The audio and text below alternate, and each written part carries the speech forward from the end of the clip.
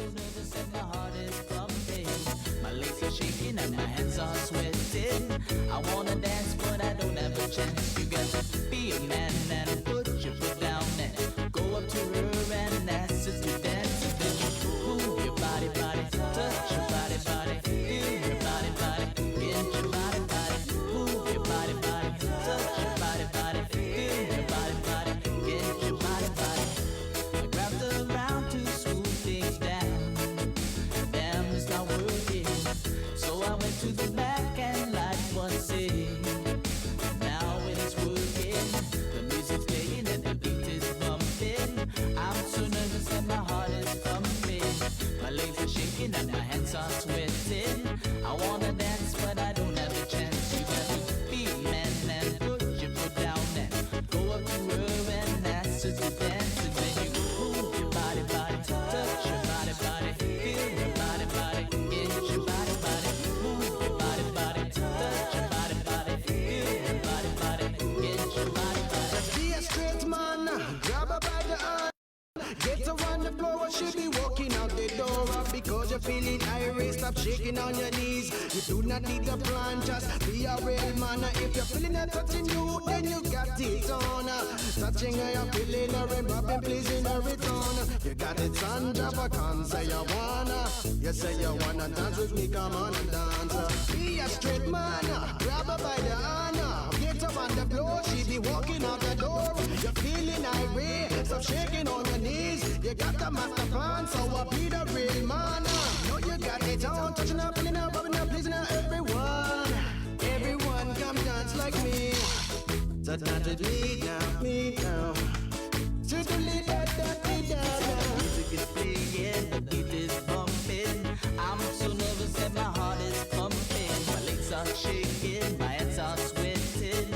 I wanna dance but I don't have a chance. You gotta be a man and put your foot down and go up to her and ask her to dance. And when you move your body, touch your body, feel your body, get your body, move your body, touch your body, feel your body. everyone come dance like me. Move your body, touch your body, feel your body, get your body, move your body, touch your body, feel your body, get your body, move your body, touch your body, feel your body, Everyone get come your dance like body, me.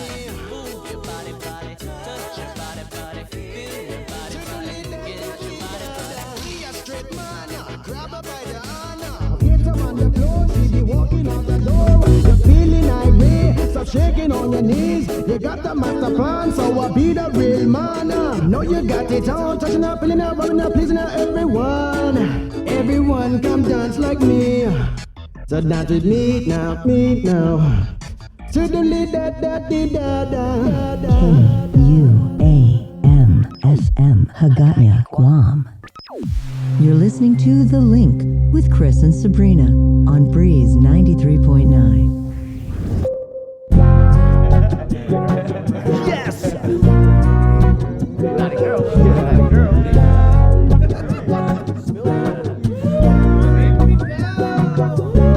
Right! This one's for the island girls. Polynesian styling. With that double fighting. Like this. Now we be living from the dark into dawning. Now I'm looking in your eyes in the morning. Then you look at me, girl, and smile. Cause you know I treat you right all the while. Nowhere else in the world I'd be. No more beautiful women I've seen. Where the sky is clear and the grass is green. Island girls, you are man's best dream.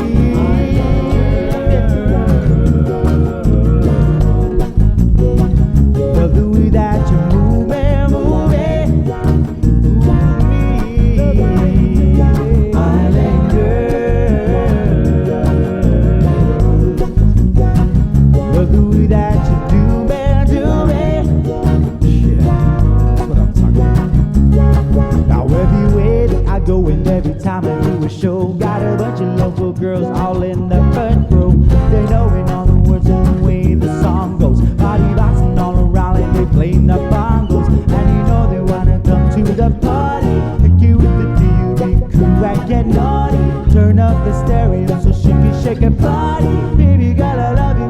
call me Big Papi.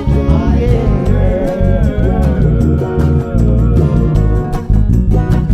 Love the way that you move me, move it. Oh yeah, girl. I love the way you move it, Island girl. Love the way that you do me, do it tonight, tonight.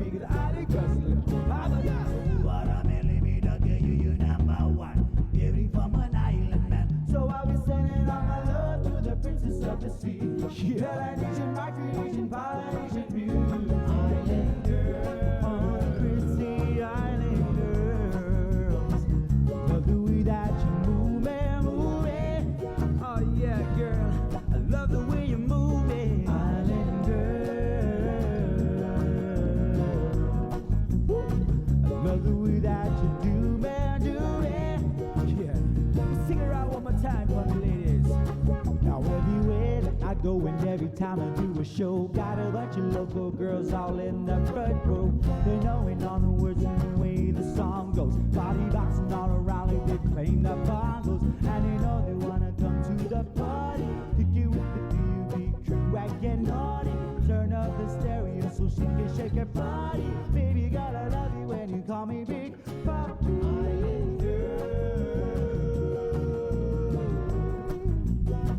Love the way that you move me, move it.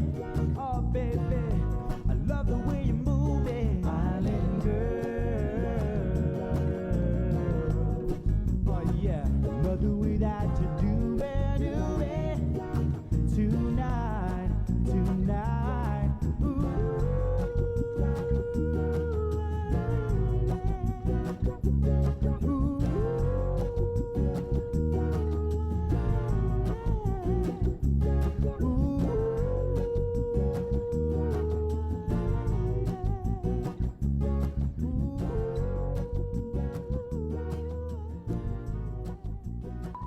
The link, here on Breeze 93.9 FM.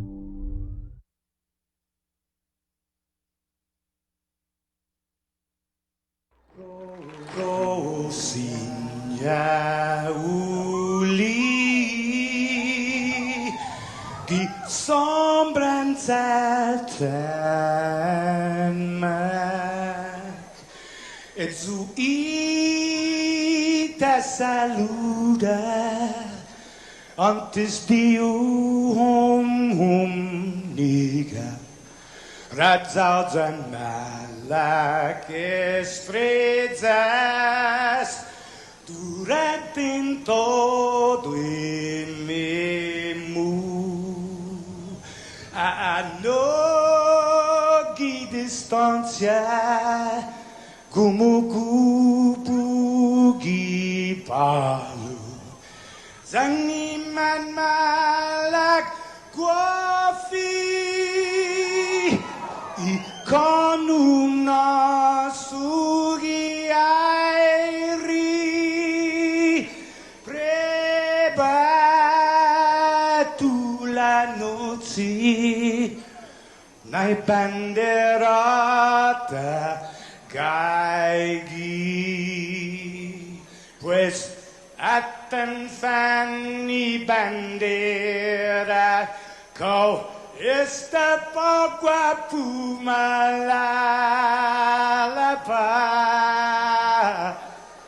Gilo tanu man libri Sentami ti man ko badi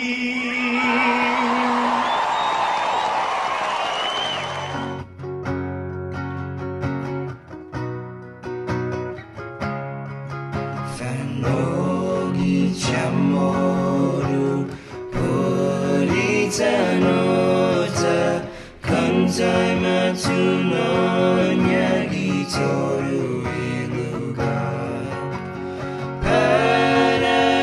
Paraiona Parai gloria A big body is the same Paraiona, Parai gloria, a viva isla selva. Toru I tempo I pas, paraita, zangin I langit na bendition.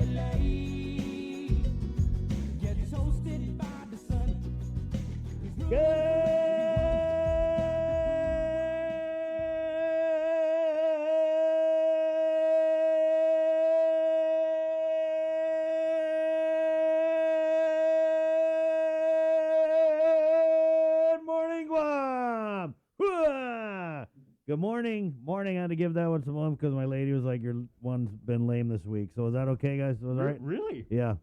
Actually, I thought your I thought greeting yesterday was good. Yeah. Good morning. But if the boss says you gotta, Yeah, you gotta bring it, then, You gotta bring it. Bring it. It's Thank 6:20. you, Maria, for having him step up his Right. his Yeah. game. I don't do much around here. Things that we could ask you. Oh, here we go. Pass along. Hold on. Wait. Yeah. Now- Never mind that. Maria, could you work on punctuality? Hey, we're live, guys. Sorry. It's 6:20 Thursday. Shout out, Maria. July 29th. Good morning. My name's Chris. I'm Sabrina. I'm Jason. Can you hear me? Maybe Yes. we'll be joined by Simone Biles this morning. Maybe if she's feeling okay. No, well, I wanted to talk about this because I was talking about a lot of people were talking about this yesterday, and we kind of opened the show with it. Right, Jay, what's going on with the Olympics though? This morning I saw there was the U.S. basketball won. yeah, there basketball is being shown on KUM TV. It's time shifted, so if you've been watching, either online or you've been checking out the news services and everything like that, U.S. handily defeated the Islamic Republic of Iran by like 40 points. It was like 103 to 66. Wow. Getting you up to speed on the medal count, Mr. Josler, if you would, please. There we go. U.S. actually leads the overall medal count. 31 medals in total, 11 of them gold. But always good to see the host nation, Japan, is leading all countries with 13 total gold. Wow. Where also of note, Germany is down this year. Really? Yeah, Germany's normally like top 5 and everything like that. They are, let's see, 1, 2, 3, 4, 5. Australia is in the top 5, so good for our friends down under. Same time zone as us. Right. If you ever set up a Windows computer, you get Guam/Port Moresby. Yeah, you're right. That's what you can always tell. GMT plus 10. So good to see our friends from down under doing so well in the Summer Games of the 37th Olympiad. Great Britain has 16 medals. And then Italy, also normally a athletic global powerhouse. Right. There. And Joser is bringing out the bag. That's it. Joser is getting in his bag. We're giving away this Breeze reusable shopping bag coming up here. Okay. We'll do it pretty soon. Yeah, but you said you had some perspective. Oh on yeah, Simone no, because Biles. we're talking about the Simone Biles thing. So what's the latest with it? She announced late yesterday. We actually carried this on KUM TV that she was saying she didn't know, and she was talking to her friends and her family, and obviously she said she wasn't emotionally 100%. But then she did announce yesterday, or Team USA did, that she will not be competing in the individual all around. Right. Yeah. Crazy. And I was wondering, I was like, I'm sure she had people pulling her one way or the other because Right. I'm sure she had people on the PR side saying, okay, you made your bed, now lie in it. If you said you're not ready to go, and then I'm sure there was a whole bunch of other people that were saying, you can redeem yourself, you can come out, Right. and basically say, okay, I shook it off and here I am. Yeah, I watched an interview with her yesterday, and she was basically saying that she had told her team that she felt like she was going to jeopardize their chances of medaling. Yeah. And her team was like, "Are you kidding, girl? Come on, you're Simone Biles. Come on." And she was like, "No, I'm serious." And they said, "Okay, well, it's your call, right?" And so there was a lot of obviously there's just a ton of stuff on the social media about it. It's kind of divided, right? Some people are saying, "Oh, if, check your mental health." It is like way down the middle. It's like people are Right. either very, very pro, like Simone. Go, girl, do you're you. great. Right, yeah. Take care of yourself. And other people are like, step up. This is the Olympics. This You're is the representing Olympics. your country. Yeah. I guess personally, I was kind of like not torn because it's not life or death issue, but I kind of felt both ways maybe that it's the Olympics and we have these athletes who it's their job basically, Yeah. right? I mean, they're pampered, they train hard, they're taken care of. That's all they have to do is prepare for the Olympics. My own position on this, it's weird because I try never to be like the guy that says, I have no opinion or Right, like right, anything. right, I try right. not to like go in the middle. But honestly, my opinion about this, I was talking with like Marie, the boss, yesterday. I was like, my thing honestly is like, if it were up to me, I probably would not have withdrawn and everything like that. But at the same time, she is a champion. She has a mindset and she understands things that I will never understand. Yeah. So while I personally would not have done that, I completely respect what Yeah, you yeah, did. yeah. Absolutely. Of course. Yeah, me too. And so that's I feel like it's the Olympics, and I think the problem a lot of people have with it is it's like there's a standard when you reach the Olympic level that you conduct yourself with, and it's once every 4 years, right? And I know that she's probably struggling with it, not competing because right? It's her life. But then there's that other side of it where does it really matter? I mean, at the end of the day, what's the impact of her not competing? Nobody died. You know what I mean? Yeah. And you would think that as a society we would be like a little bit more empathetic to this kind of thing now because we've had the whole stay home, do what's right, take care of each other. If you're feeling a little bit sick, for God's sake, don't come into work, don't go to school and everything like that. And everybody's okay with that like right now. Yeah. So if she just wasn't feeling 100%, that's her call. And I mean, who's not feeling 100 because this pandemic? I mean, it's a crazy time. Unprecedented. Mm-hmm. So I think everybody's walking around with some kind of pandemic damage. Mm-hmm. You know what I mean? So Joser still says his heart is broken for that, though. He said he was actually very, very hurt. yeah. So last night we were just watching a bunch of clips from was it last Olympics? Mm. Yeah. You So, and wow, Maria? crazy, man. It's just amazing what You and Maria were yeah, watching this? yeah. It's amazing what these human beings can do. It's like superhuman, Mm-hmm. right? Nuts. But I can't even cartwheel. I tried. Tell you what, let's give away the bag, though. Let's go. Okay, so speaking of the greatest of all time, right? The GOAT, as they say. Ready to roll, sir? All right. Today's trivia question. There All is right, the all bag right. right there. Okay, here we go. Look at how fine this bag looks. You can fit a lot of stuff in here. You can put school books. Yep, You it's can put big school and tall. supplies. You can put drinks of various natures. Your adult- sanitizer, your wipes. Yeah. Right. Yep. Fit anything in there, and it's reusable. It washes very, very well, and we want to give you one of these. And today's Olympic trivia question has to do with, can't believe it took me 5 days to say this, with volleyball. Wow, And that's your sport. And speaking of the GOAT, right? Yeah. Karch Karai, the greatest player to ever pick up the sport, right? Guys, in case you didn't know, Jason comes from a volleyball pedigree. No, well, I played. Yeah, he played. I know he hardly talks about it, but he did play volleyball. Yeah, a lot. and Karch was our hero, right? So my question for you today, how many gold medals does Karch Karai have? He won more than one. There's a little tip for you. So how many medals? Call us at 637-0094, and this beautiful Breeze 93.9 FM bag is all yours. Yep. Karch Karai, greatest of all time in volleyball. How many medals? Gold medals. Right. As an Olympian, does Karch have? Okay, I have no idea, but you can call 637-0094. Hey, this is the link, by the way. It's Thursday, July 29, 2021, 627. The show is brought to you by Pacific Points, Cabo Enterprises, IT&E, and Jack in the Box. News is on the way, but let's hit the phones and try and get a winner for this Breeze reusable shopping bag. Good morning. This is the link. Who's this? This is Karen 3. Karen, can you turn down your device real quick? Okay. Good morning, Karen. Wow, to be named Karen in this day and age. Every time there's a Karen video, they're like, hey, Karen, I saw you in a video, Karen. Good morning. Karen? How Yeah. you doing, Karen? Hello. Hi, Yeah. Karen. Good morning. Good morning. Yeah, so can you tell us, Karen, how many gold medals does volleyball player and now coach Karch Karai have? 3. He has 3. That is 100% correct. Right on. Absolutely right. Now, Karch Karai played on the 1984 team in Los Angeles, and then on the 88 team, he was the captain in indoor. Then he switched, and in 96, he played beach volleyball Wow. when he won gold, and now he's the head coach of the U.S. women's team, Nice. Yes. who was ranked number 3 in the world, and they got a really good shot to medal. So Karch is the greatest of all time. Congratulations, Karen. Thank you, sir. What do you love about watching the Olympics? It sounds like you're pretty into it. I just love volleyball. All right. Do you play, Karen, or did you play in high school? Did you play like village fiestas or the? Only in Algona Johnson. Home of the Pirates. Yeah. Higher. Oh, okay. Did you play for Pete Tatao? No. Oh, okay, because Pete was a long-time coach, and now he's actually a Olympic certified referee. So Pete taught at Wow. Algona Johnston. Who was But your I coach? know your daddy. Who? I know your dad. Oh, Oh, thank you very much. I really appreciate that. Thank I'm a graduate you. of Voltec High School, 1983. That's right. Yeah, GCC way back. So, Wow. you're class of '83. Yes. Oh, okay. Maybe you know my uncle Jimmy. My uncle Jimmy went there too. James Roman. I probably know him, but I couldn't see his face. You guys Okay. see his face right now in your bow of names?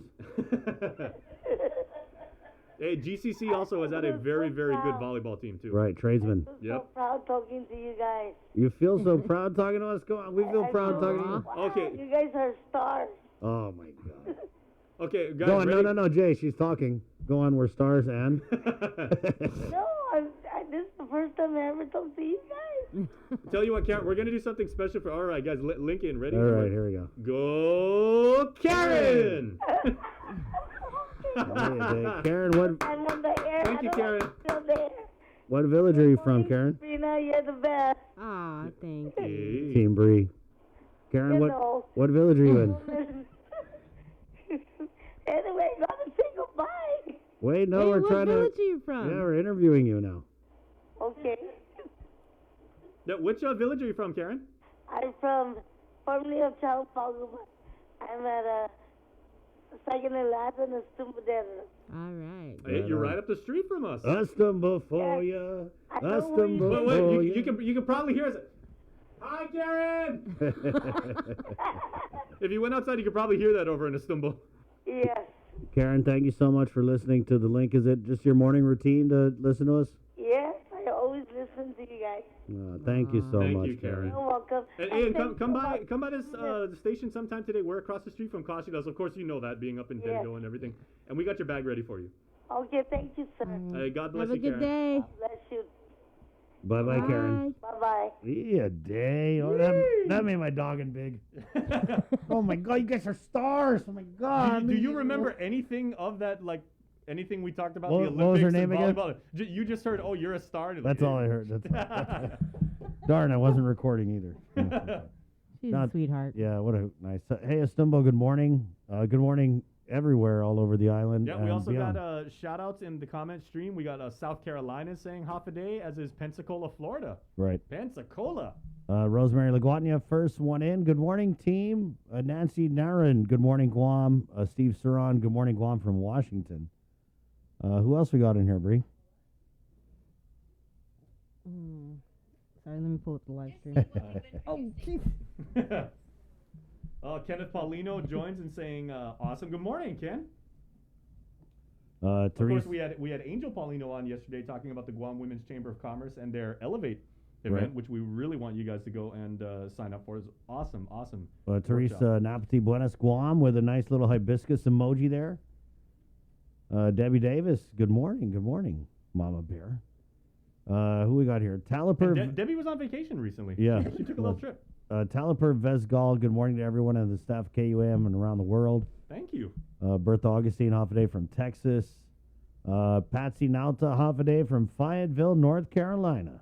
All right. You know what? We have never had anyone give us a shout out and say Hafaday from Wyoming. I'm really, really Are hoping. you sure? I feel like we might have had Have we had Wyoming? Maybe.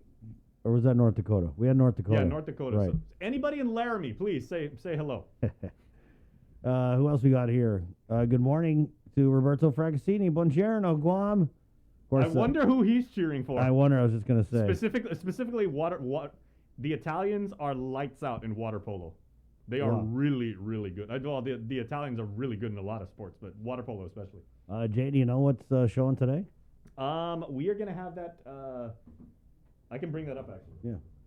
Yeah. Guys, remember we're the official station of the Olympics, of course, NBC, and we'll be doing this Olympic trivia pretty much every day here on the link, where we give away a Breeze reusable bag. It's very nice. It's wide. It's tall. It's deep. Oh, and you know what? Getting back to the Simone Biles thing, a lot of former Olympians and former gold medalists from the gymnastics team Right. are now actually lending her their support and saying, you know, that was amazing. Ali Raisman, who is the captain of the last Olympics, and one of the stars of the gymnastics, one of Bree's favorite gymnastics team, the Fierce Five, from London in 2012. Okay, so today we have more swimming, also men's golf. Beach volleyball will be shown. Women's rugby, there you go. Chris was asking about rugby the other day. We had back to the pool and fencing. Have you guys ever watched fencing? Yeah. Fencing is like the most intense 7 seconds you will ever like live in. Is that how long it is? It goes like really, really fast. Right. Yeah, because I did a thing. And that's not the kind of par, not a par. It's like par, Yeah. thrust, parry. I did a thing, That joke video did not go well. with sword fighting. a few years back. You guys remember that? You did a fencing thing? No, it wasn't fencing. Oh. It was like the big sword, the broadsword. Oh, okay. Yeah. And so basically, the guy was Mr. Camacho. He does these classes. So they put on all these padding, and he was like, "Okay, let's go." And of course, I was like, it's a sword. It's a big sword." And he was like, "Boom, boom, boom." And he's like, "Oh, you're dead." I was like, "What? We just got started." He goes, "No, I sliced your artery right here. You would have bled out." Like, oh, darn. I would love to write the headline for that story. It's like Chris Barnett, from swordgrass to sword fighting. But it's funny because he was saying, when he watched the movies, a lot of the sword fights, how long they are, he's like, that's not how it was. Yeah. Because once you got nicked with that blade, and you would just bleed out and be over. Okay. That's why fencing is so short. Yeah. And I mean, it's a really, really cool sport to watch. I mean, although it's unbelievably quick and, like I said, really, really intense, it's very telegenic. I mean, it's a lot of fun to watch. It's cool. The uniforms and all that stuff. Yeah. It's pretty neat. Yeah, I mean, I've actually felt like I forgot what they call it. Link fam helped me out, but like the actual like sword they use, it's very flexible. Yeah. Obviously, because you can see like it bend and everything Yeah. like that. But there's a reason why there's so much padding. You get like poked by that and everything like that, your sternum is gonna Right on. collapse. Right on. At 6:35, here's who's coming on the show. We're gonna hear from the Physicians Advisory Group Chair, Dr. Ho Wen, for an update, as we are now at, this is getting kind of ridiculous, frankly,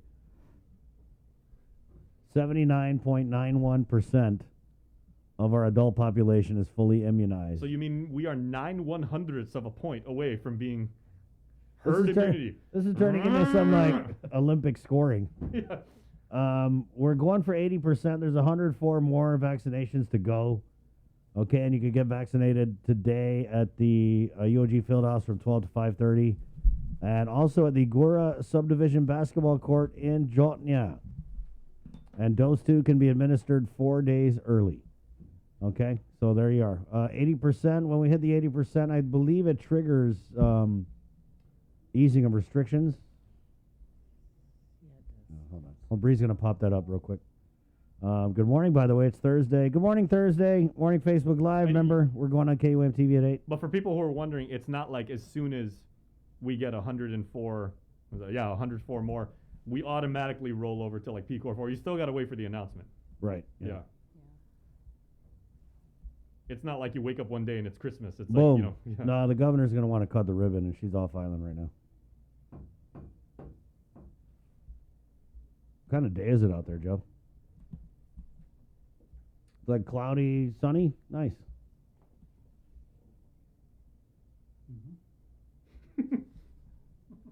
Excellent Beautiful. analysis by Right. Joseph. Yep. Mm-hmm. There you go. No, Bree's popping that up. What did you need? Oh, never mind. We'll get to it later. What happens when we hit 80%? When we hit 80%, then the governor will restore us to PCOR 4. And it's just everything, no more limits, no more anything? I think PCOR 4 means we're all good. There you go. But, the mask mandate, I believe she's going to keep that in place. Right. Yeah, there was a reversal of the mask mandate from the CDC. Remember they had said that vaccinated people didn't have to wear masks. Now they're saying they do. Mm-hmm. And it's, we'll talk to Dr. Ho about it coming up here. 6:38. Let's go ahead and get into the news now. Brought to you by Pacific Points. It's our first look at the news for the day. And with the very latest from the KUAF News team, good morning, Sabrina Salas Matanani.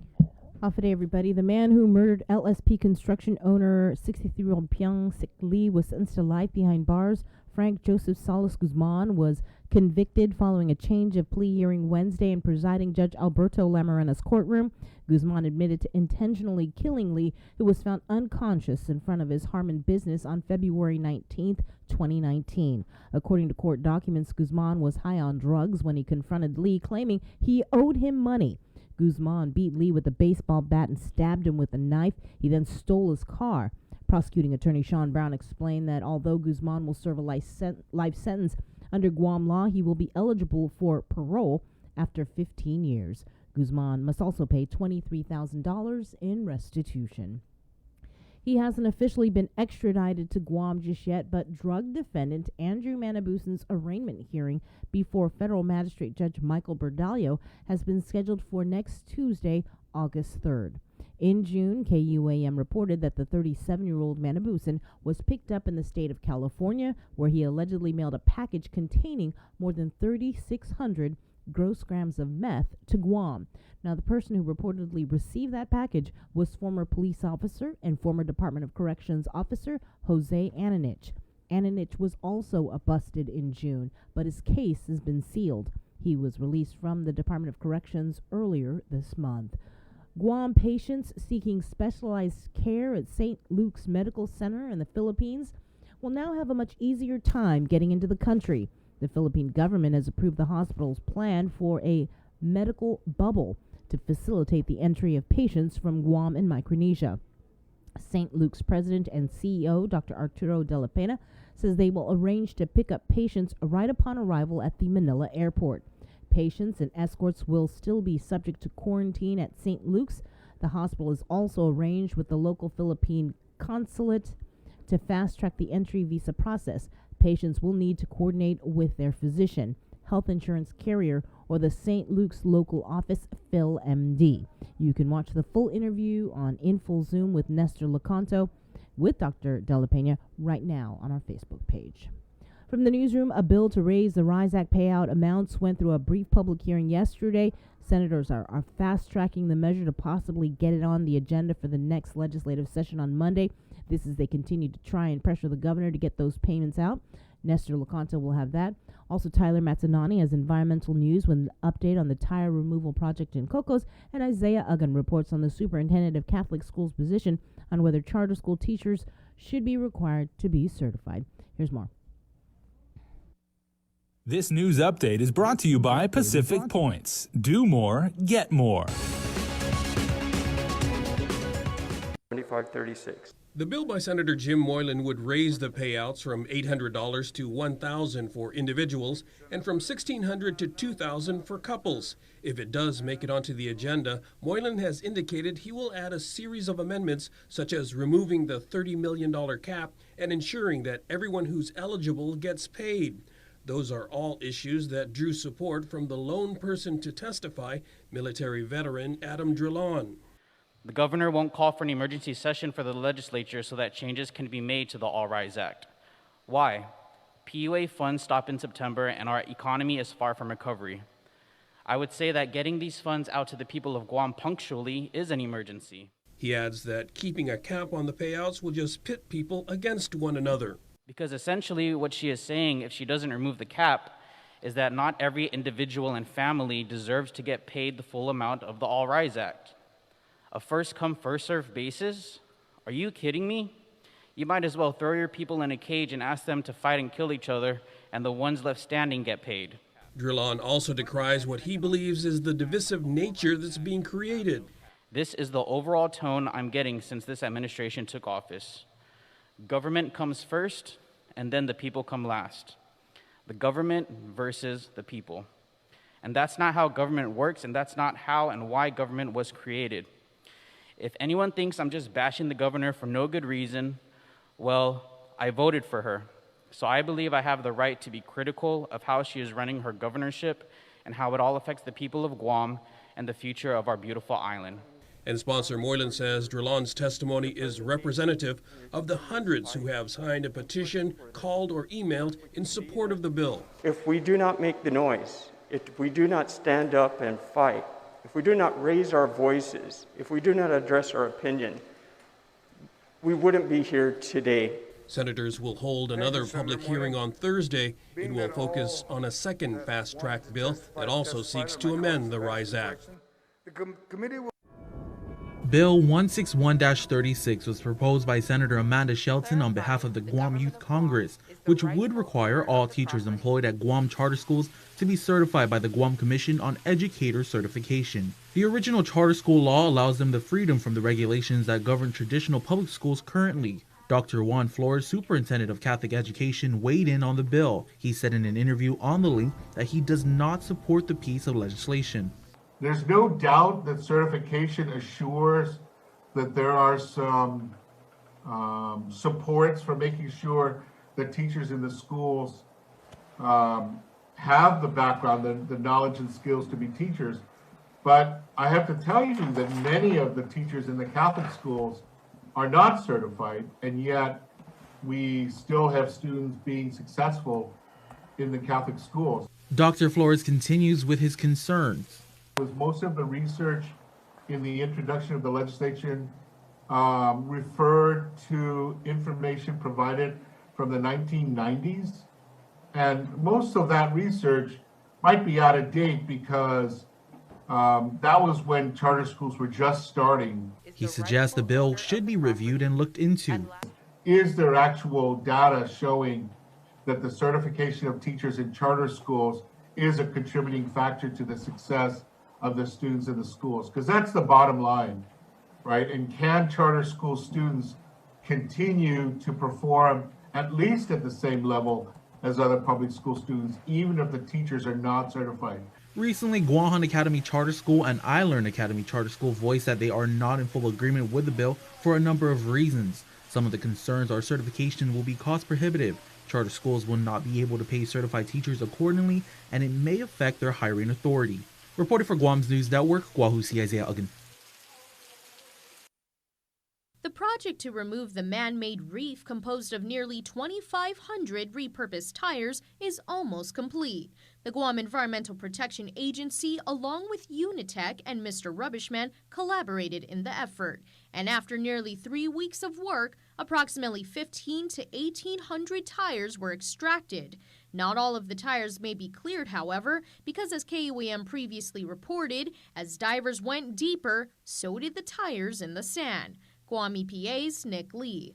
This was not meant to be a dredging project, so we're not going to be able to get heavy equipment down there and extract, we're not going to be going down in an exploratory mission and extracting tires that may be well below the sand. So that's going to require a whole different set of regulations that we would even have to follow if we're going to take on a dredging project.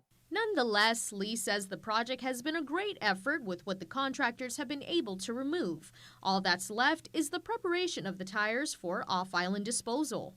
The environmental monitoring and analytics program manager has been very active with projects, so including site visits to both Unitech and Mr. Rubbishman to observe the tires being cleaned off and observe them being chipped down in the tire shredder. The idea of the reef was to repurpose the tires in the hopes of increasing fish stock and allowing coral growth to thrive. However, not only was it ineffective, but it also posed a threat of chemical leaching and disrupting other marine environments. Reporting for Guam's News Network, I'm Tyler Matanani. This news update is brought to you by Pacific Points. Do more, get more.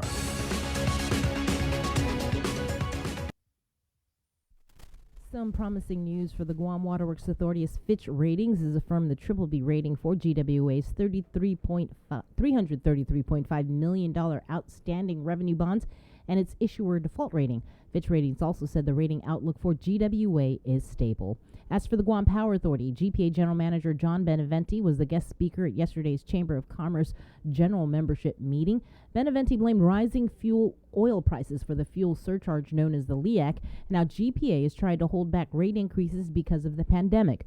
Beneventi also briefed the business group on the timeline for the new 198 megawatt power plant in Dededo.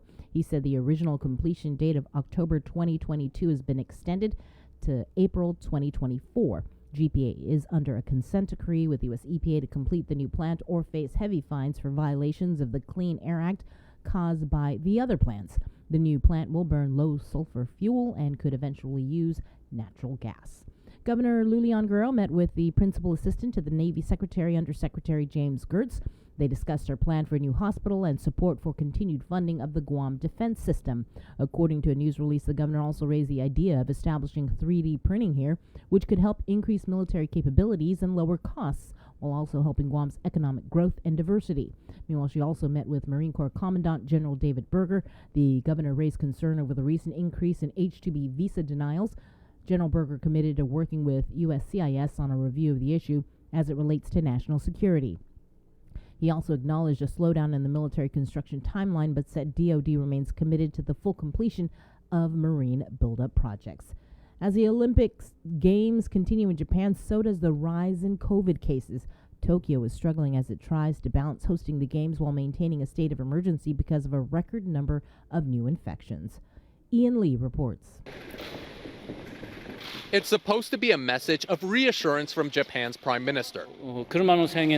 He told reporters the spike in COVID cases is not a problem for the Olympics.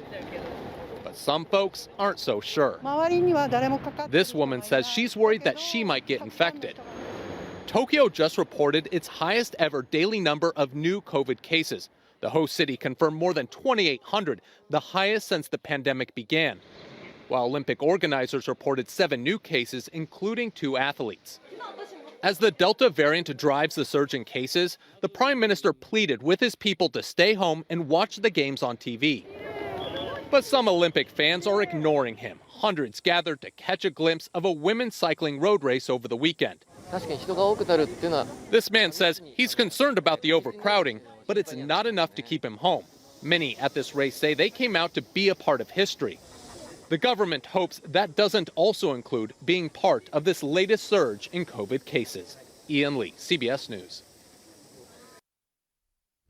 Back here at home, 8 cases of COVID were reported out of 397 tests performed on the 27th. Of the new cases, 4 were identified through contact tracing. To date, there have been a total of 8,522 officially reported cases of the coronavirus on Guam, with 143 deaths. 54 cases are active, while there have been more than 8,300 recoveries. There are a total of 4 hospital admissions. The CAR score is 0.2.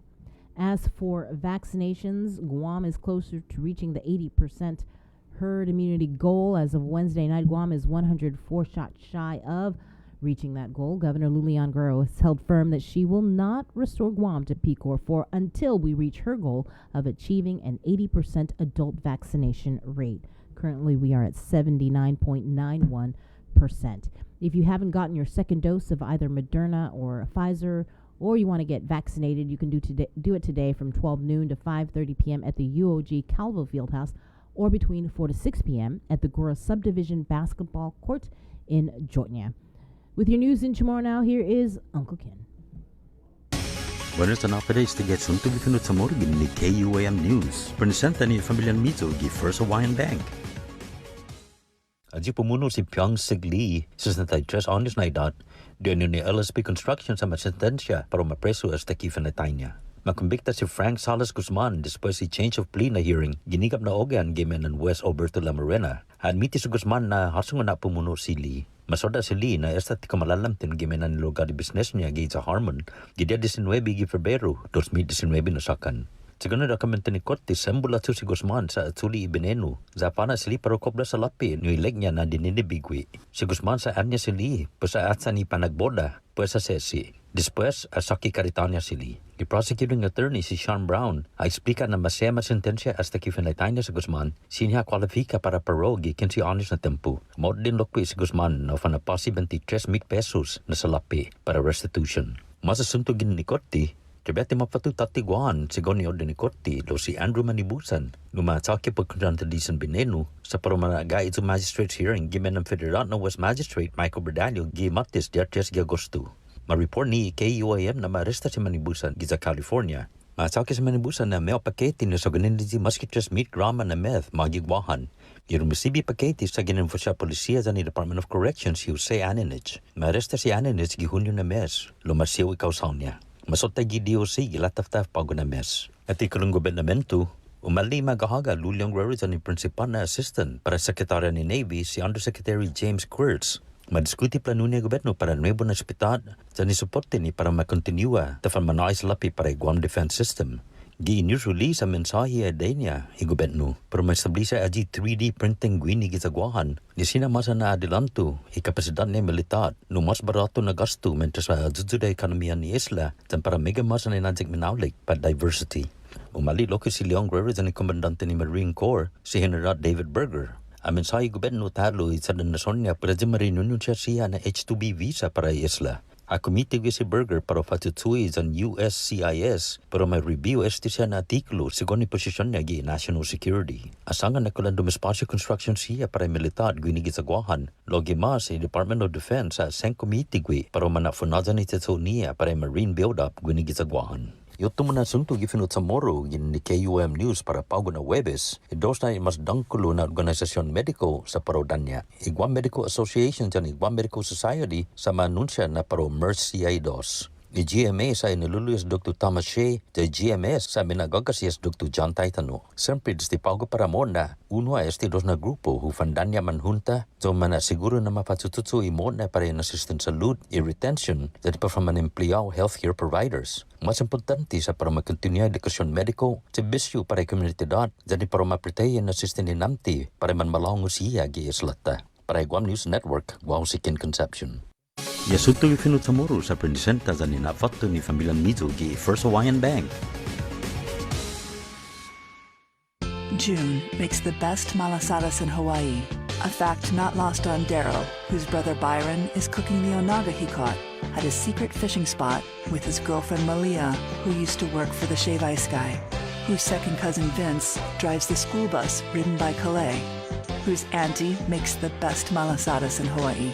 Everything here is connected, and with the new First Hawaiian Bank mobile app, you can stay just as connected to your finances, and it all starts with Yes. See what's on TV tonight with schedules, network news and notes, local promotions and giveaways on KUAM Communications social media pages. Like and follow us on Facebook or Instagram now for all the latest and never miss out. Catching your favorite events during the Tokyo 2020 Summer Games has never been easier. In addition to the KUAM TV8 broadcast presentations of the July 23rd opening ceremony, the competitions you look most forward to, and the poignant closing ceremony, you can stream the specific events you want to watch through NBCOlympics.com and the NBC Sports app. Visit KUAM's website and click on any of the Tokyo 2020 banner ads and you will be whisked away to all the action. If streaming sports in the Summer Games is on your personal viewing schedule, then look no further than KUAM.com for links to watch the Tokyo 2020 Summer Games.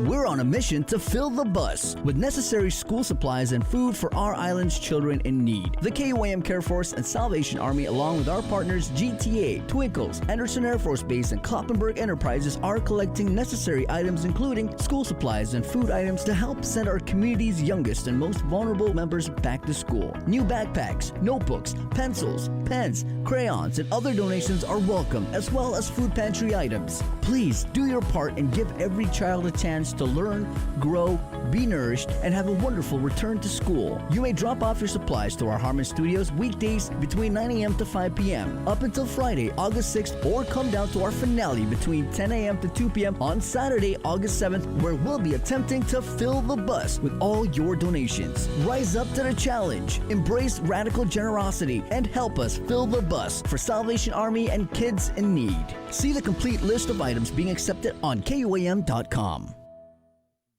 KUAM News, in partnership with the Guam Visitors Bureau, brings you the Guam Safe and WTTC Safe Travel Certified Program Showcase. Look out for this powerful symbol for visitors, island residents, and industry workers alike, as it represents establishments with a consistent global commitment to safety practices. Stamped with approval by the Guam Visitors Bureau and the World Travel Tourism Council. Every Monday on KUAM News will feature a different local business who's taken the Safe Guam and Safe Travels pledge to maintain health and safety standards to get Guam back on track. Log on to visitguam.com to see how your business can receive the designation, what businesses in our community are Guam Safe certified, and have the WTTC Safe Travel certified.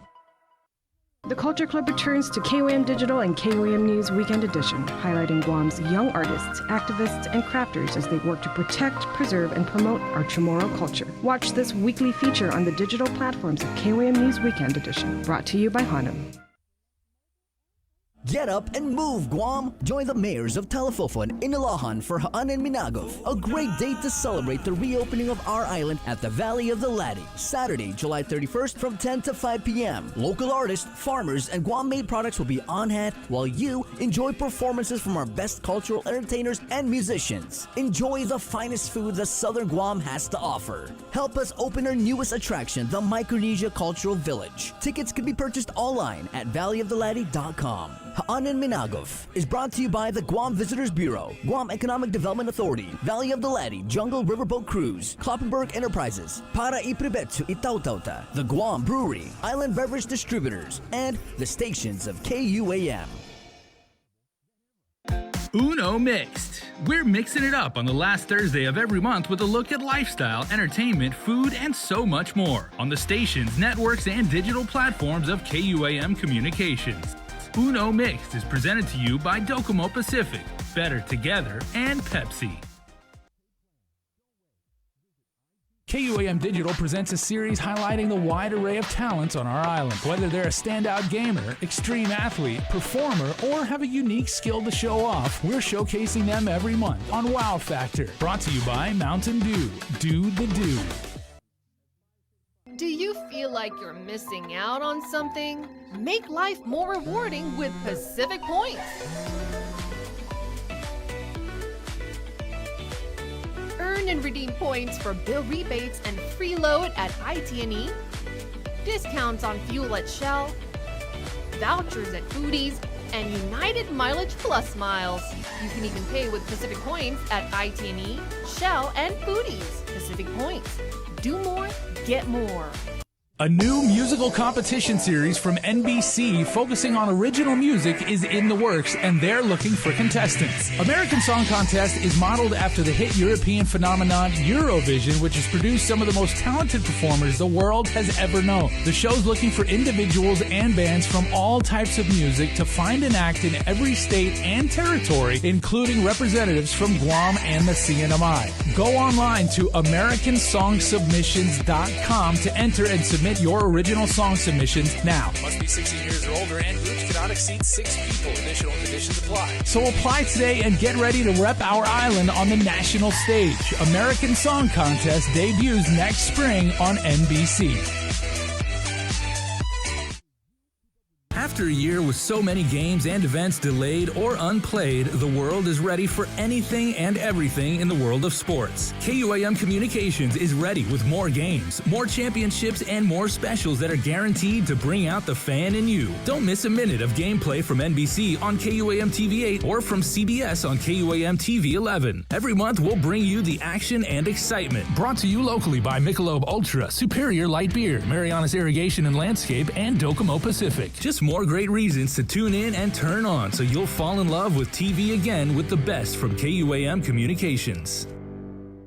Get yourself all caught up with the week's games, scores, and highlights with the KUAM Sports Weekend Roundup on KUAM News Weekend Edition. It's all inclusive, all the fun and all the action wrapped up in the perfect presentation. Relive the moments on the KUAM Sports Weekend Roundup, brought to you by Gatorade. Greatness starts with G.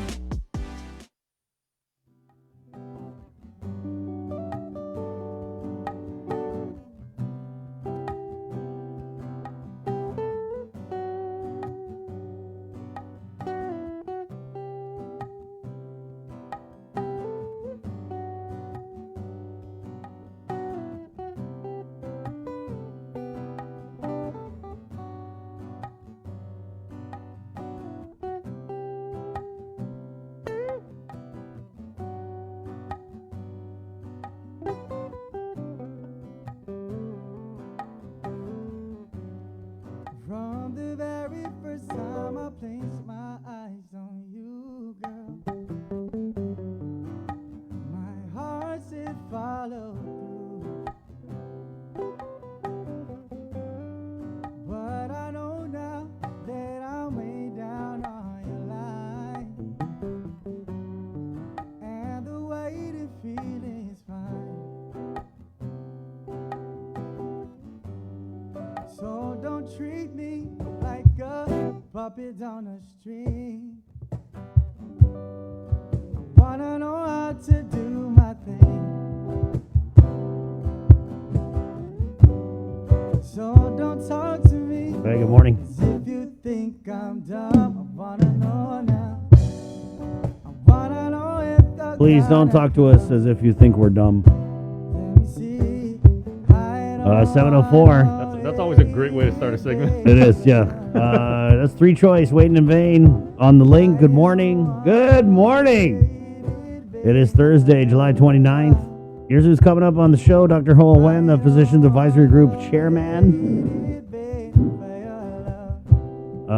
We'll keep it healthy. 8:30. Was it May or May? May Habib, Guam Memorial Hospital Public Information Officer. 9 o'clock. She is the Environmental Public Health Officer Administrator acting. Leilani Navarro. They do the inspections, so we're going to find out more about inspections. That's always juicy. Remember last time we had a conversation about the smell of cockroaches? No, very enlightening. Yeah, it's good stuff. And I think that officially was Malou's last interview, right? Right. Way to go out with a bang. Yep. Finish strong. I think she's still, obviously still helping out. And then 9:30, Major Anton Hogan is off island, but we're getting his replacement, Jerica Sanchez of the Department of Corrections. All that coming up. Plus, you guys, hey, you ever want to come on, vent, rant, or just say hi? 637-0094. Tell Chris he's a star. Oh, come on. Pacific Points, Calvo Enterprises, ITN, and Jack in the Box proud to present this episode of The Link. Good morning, Sabrina. Good morning. We've got this great segment, Jay.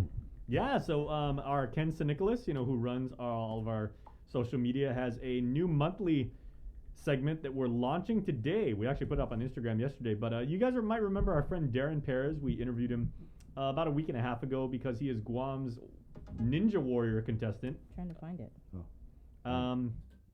And Ken actually did a deeper profile. Now, when we talked to Darren, it was about, like his watch party and what the experience was like and, how he prepares for, such an extreme type of obstacle course. But in this next real special segment, Ken profiles exactly who he is, and Darren's sharing with you how you can get the American Ninja Warrior mentality and how you can get ready and bring that attitude so you can be successful every single day. Wow Factor. Wow Factor. Brought to you by Mountain Dew. Do the do. I'm Darren Perez, and I'm an American Ninja Warrior. So in my day job, I am a recruiter for United States Coast Guard. I'm married and I have 4 children. I have been doing American Ninja Warrior training for about 6 years now. And what really got me into the sport was watching the old Sasuke videos on TV. And I was sitting around watching TV when I was living in the UK, and my wife egged me on, seeing if I can do those obstacles. She challenged me. We found a course in London. 2 weeks later, I ended up going to this course, and that weekend they hosted 1,500 competitors. And when I took first place as the only person to complete both courses, I knew that this sport was for me. So after that competition, I knew that this sport was for me, and I was hooked. I was looking for any type of competition I can find. Obstacle course racing, Ninja Warrior events, whatever I can really get my hands on. And at that time, there wasn't really anything around for me to do. So I had to get really creative. I mimicked obstacles on playgrounds, movements at the gym, and just kind of went crazy with my imagination. On these obstacle courses for Ninja Warrior, the sense of accomplishment is nothing like I've ever felt. You don't have any time to practice these obstacles. Once you show up to a competition, you go in, they explain the rules, they give you one demo if you're lucky, and from there, it's literally run order, and when they call your number, you're up. So completing an obstacle just from looking at it and mentally, completing in your head, man, that feeling of success, it's nothing like, again, like I said, nothing like you ever felt. So it's definitely something that keeps me hooked and wanting to do more and more. So Ninja Warrior is a sport unlike any other. A lot of people think you have to be extremely physically fit, you have to be super ripped and whatnot, and actually it's the complete opposite. I have teenagers who are 15 blowing me out of the water and literally have no muscle definition because it's all about your mental preparation and a lot of technique. So really, anyone can do this sport so long as you have the willingness and the drive to just try it out. Because I'm telling you right now, technique in this sport will take you a long, long way. The sport is about overcoming obstacles. It's about building each other up. It's a very positive environment, and it's really a lot about helping each other as opposed to putting each other down and trying to beat each other. So my semifinals run was probably one of my best runs so far. I was able to make it to the 9th obstacle out of 10, and I haven't gone that far before. I was very nervous on that last balance obstacle. Spoiler alert, so if you haven't seen the show, definitely check that out. When I fell on that 9th obstacle, it really took a lot out of me because, no one wants to fail at anything. And I was really down. And then when the sideline announcer told me I made it to Vegas, this was my goal from the beginning, to make it to the national finals. This is where, the best of the best compete. Only the top 60 are gonna make it to the finals this year. And I was so relieved when I found out I came in 6th place of my semifinals and I'm in the national finals. Such a relief. And Guam, we're taking it home, baby. Getting this far on American Ninja Warrior, or just my Ninja Warrior journey so far, I really want to thank everyone who has supported me so far and everyone who's continued to give me all their love and support. It's really awesome. Thank you, Guam, for helping me out. It's such an honor to represent our people, our flag at these events. I especially want to give a thank you to my wife, Katrina, who has supported me since day one. I mean, like I said earlier, she's the one who egged me on to do that initial competition that eventually led to my drive in Ninja Warrior. Also, I want to thank my kids because, without them, I wouldn't have a real reason to continue. So I encourage, our youth, others to really follow your dream, follow your heart. Don't give up. A lot of times I failed in this sport, and this sport is about overcoming obstacles. So no matter how hard it seems, really just take a breath, take a breather, move forward, and try your best to overcome whatever obstacle you're currently going through.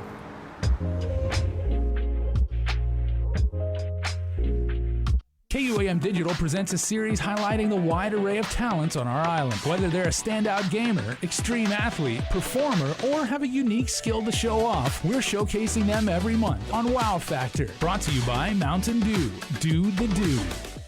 A new musical competition series from NBC focusing on original music is in the works, and they're looking for contestants. American Song Contest is modeled after the hit European phenomenon Eurovision, which has produced some of the most talented performers the world has ever known. The show's looking for individuals and bands from all types of music to find and act in every state and territory, including representatives from Guam and the CNMI. Go online to AmericanSongSubmissions.com to enter and submit your original song submissions now. Must be 16 years or older, and groups cannot exceed 6 people. Additional conditions apply. So apply today and get ready to rep our island on the national stage.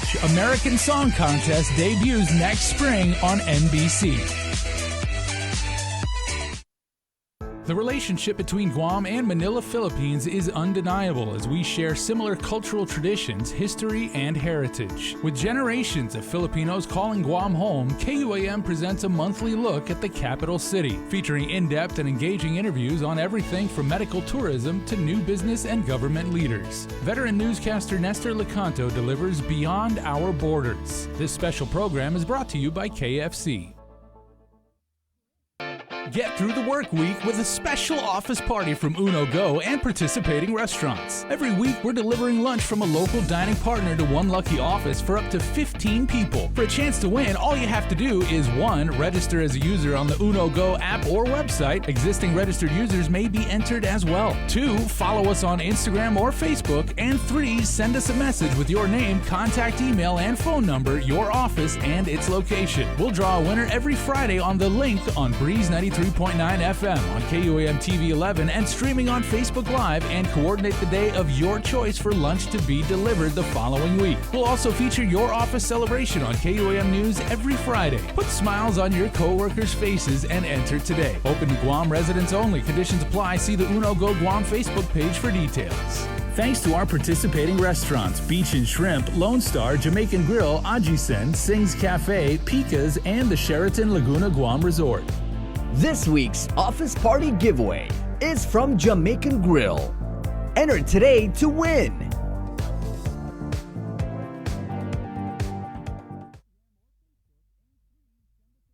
The Culture Club returns to KOAM Digital and KOAM News Weekend Edition, highlighting Guam's young artists, activists, and crafters as they work to protect, preserve, and promote our Chamorro culture. Watch this weekly feature on the digital platforms of KOAM News Weekend Edition, brought to you by Hanum.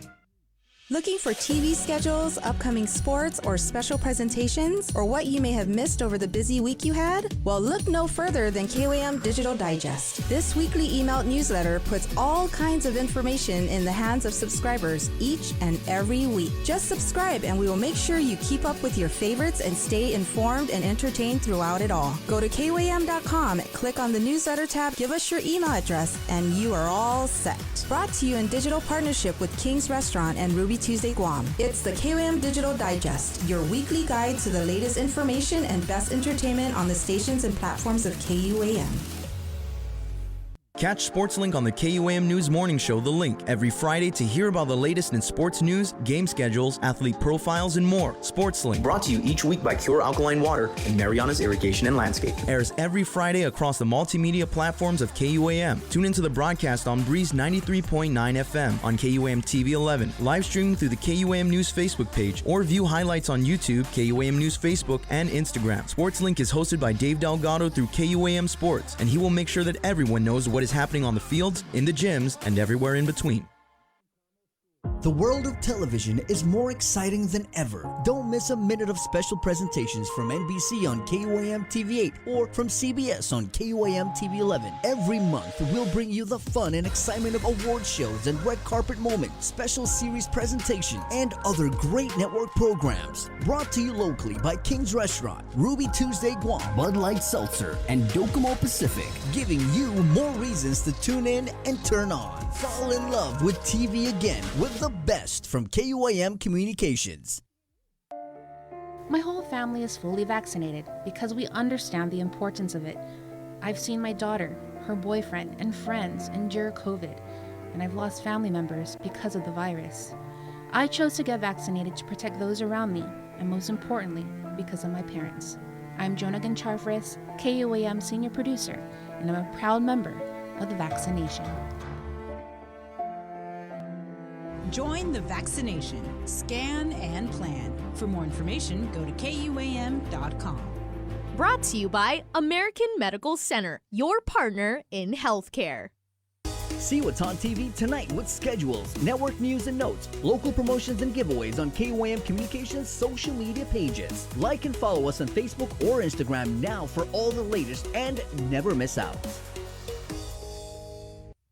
We're on a mission to fill the bus with necessary school supplies and food for our island's children in need. The KUAM Care Force and Salvation Army, along with our partners GTA, Twinkles, Anderson Air Force Base, and Kloppenburg Enterprises, are collecting necessary items including school supplies and food items to help send our community's youngest and most vulnerable members back to school. New backpacks, notebooks, pencils, pens, crayons, and other donations are welcome, as well as food pantry items. Please do your part and give every child a chance to learn, grow, be nourished, and have a wonderful return to school. You may drop off your supplies to our Harmon Studios weekdays between 9 a.m. to 5 p.m. up until Friday, August 6th, or come down to our finale between 10 a.m. to 2 p.m. on Saturday, August 7th, where we'll be attempting to fill the bus with all your donations. Rise up to the challenge, embrace radical generosity, and help us fill the bus for Salvation Army and kids in need. See the complete list of items being accepted on KUAM.com.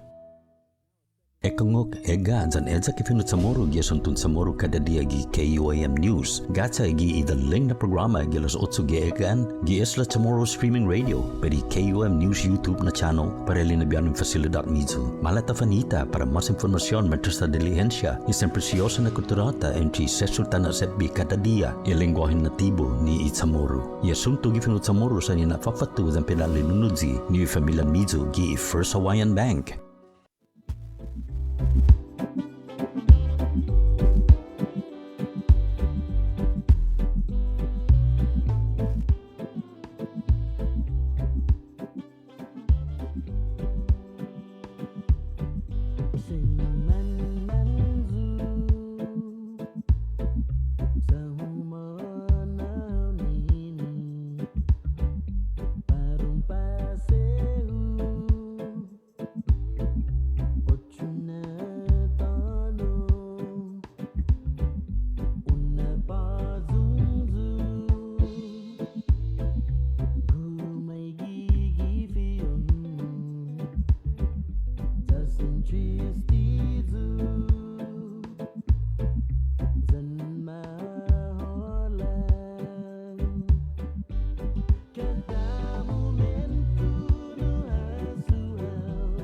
Hey, good morning.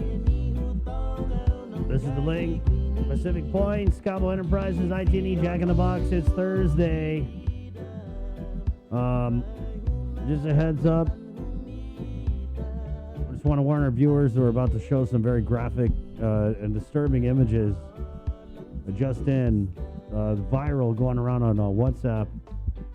We have put in the call to Guam EPA and other relevant stakeholders, as it appears to be Marbo Cave. Right. Bree?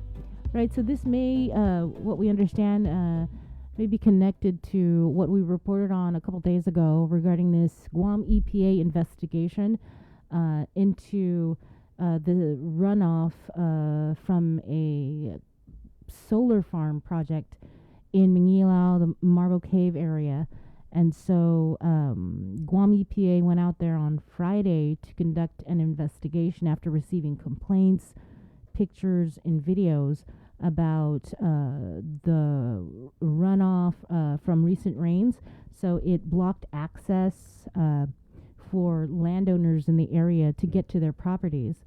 So these new pictures we received, it looks like it not only has impacted the access road, but it looks like also Marbo Cave itself. This picture looks quite different from when I've been to Marbo Cave. Yeah. And it really is pretty sad to see this.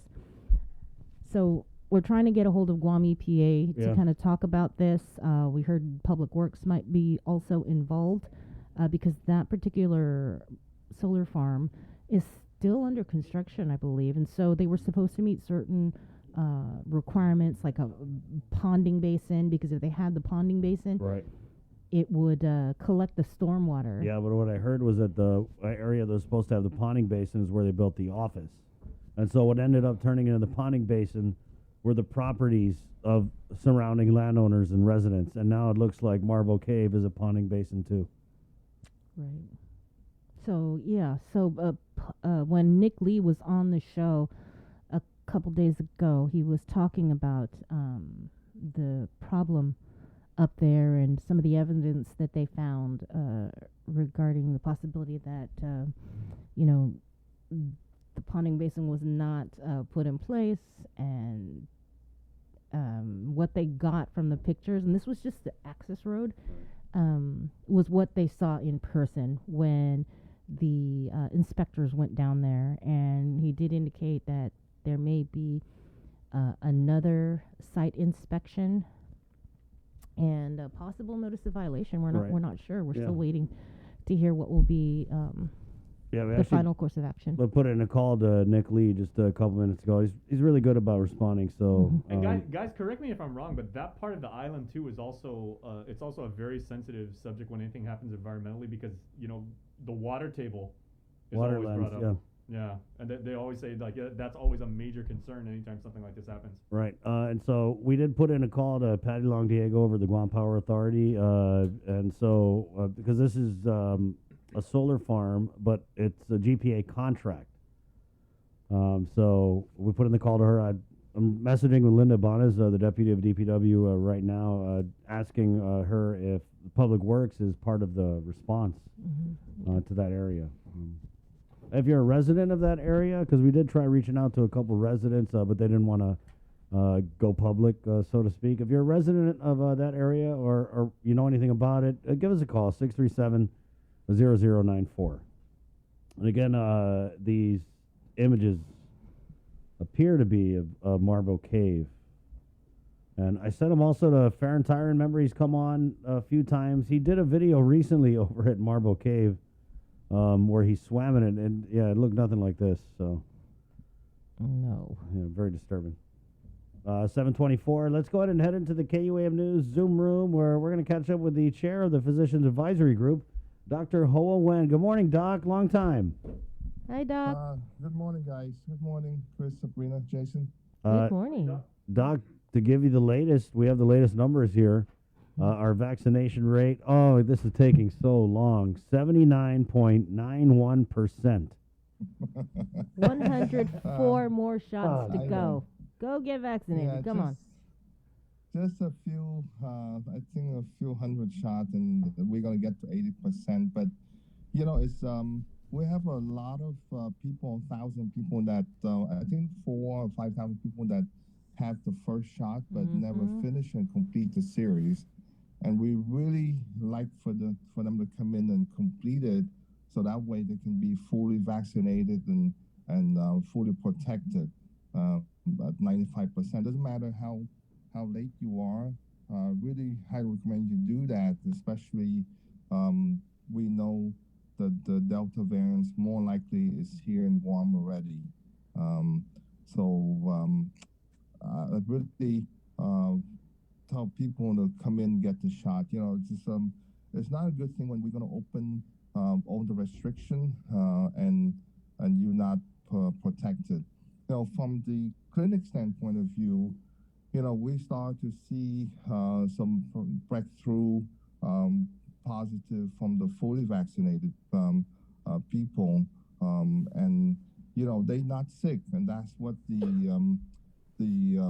the purpose of the fully vaccinated is, that if you catch the virus, you're not going to be that sick and you're not going to end up in the hospital. But we are seeing case now. Yesterday, there's 3 cases that fully vaccinated person have some cold and cough symptom that are positive for COVID.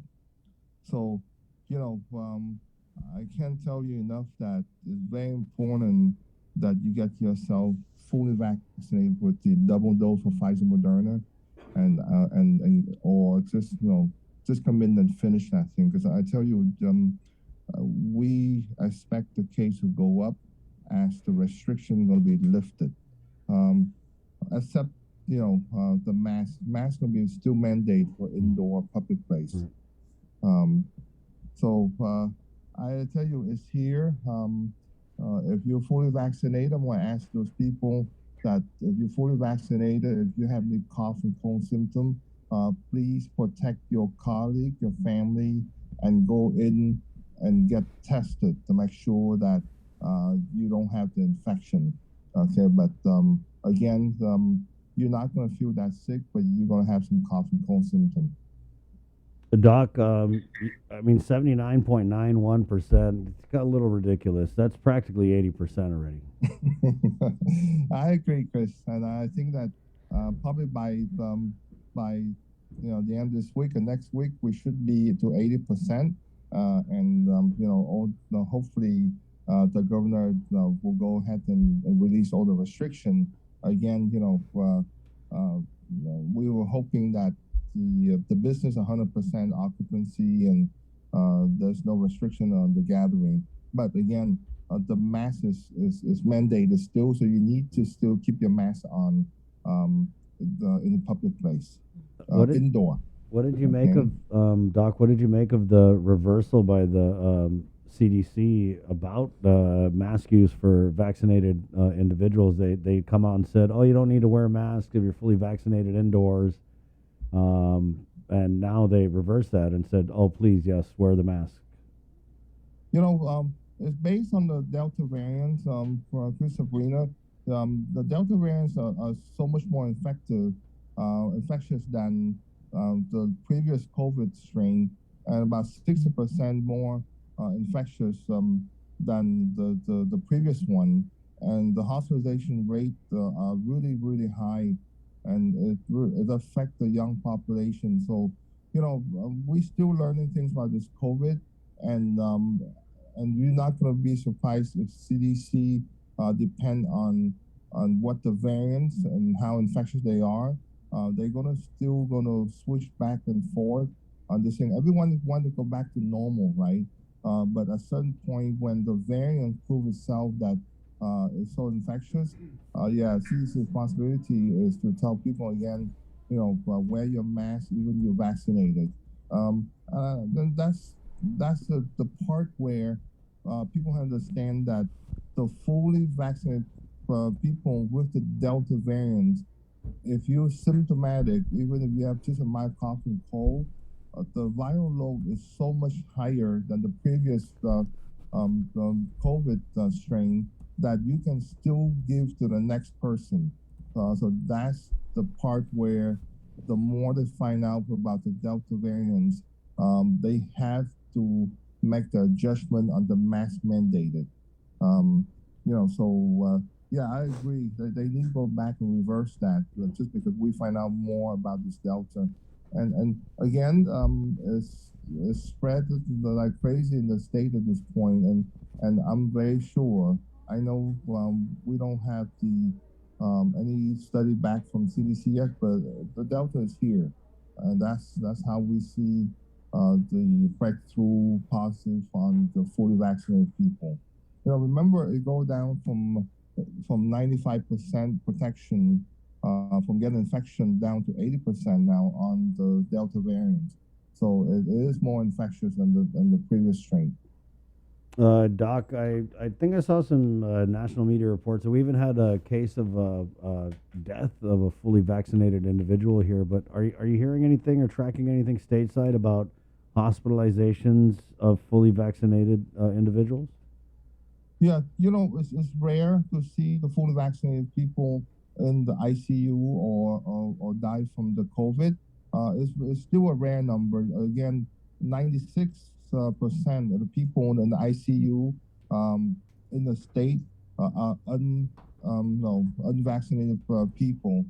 So that's an overwhelming number when you compare to the vaccinated population. Again, 96% of everyone in the intensive care unit admission in the state are not vaccinated. So, you know, the statistic is there. The only thing that you can do is that you need to get yourself fully vaccinated. So that way, the chance you end up in the ICU is much, much smaller. And that's the key. It's not to get rid of the virus, nor to protect you from getting the virus. It's just that it won't make you that sick. And that's the whole purpose of it, is to decrease the hospitalization and also decrease the death from the COVID. The Sabrina, the message had to go out public that, you know, if you miss one dose, and go in and get the second dose. Take your time, and that's something that we find out in the clinic, is that people say, I need to make time to go in and get the second dose. You know, take your time. I tell you, go to a clinic, you know, go to public health and get your second dose in. We really need it. We don't need to see you in the hospital. Truly protect yourself and your family by doing that. Okay, so we are doing good. So we have like 4 people in the hospital. Again, you know, the majority of them are are not vaccinated or partially vaccinated. So you really need to really protect yourself. Okay. You know, Doc, we have a question from one of our listeners, and they're asking whether or not if they got their shot on January 29th, is it too late to get their second shot? It's never too late. I tell you, just think about it as a booster shot for your vaccine. So you really need to come in. Doesn't matter you get it in January or December. If you miss the second one, please come in and get your second shot. So it's not too late.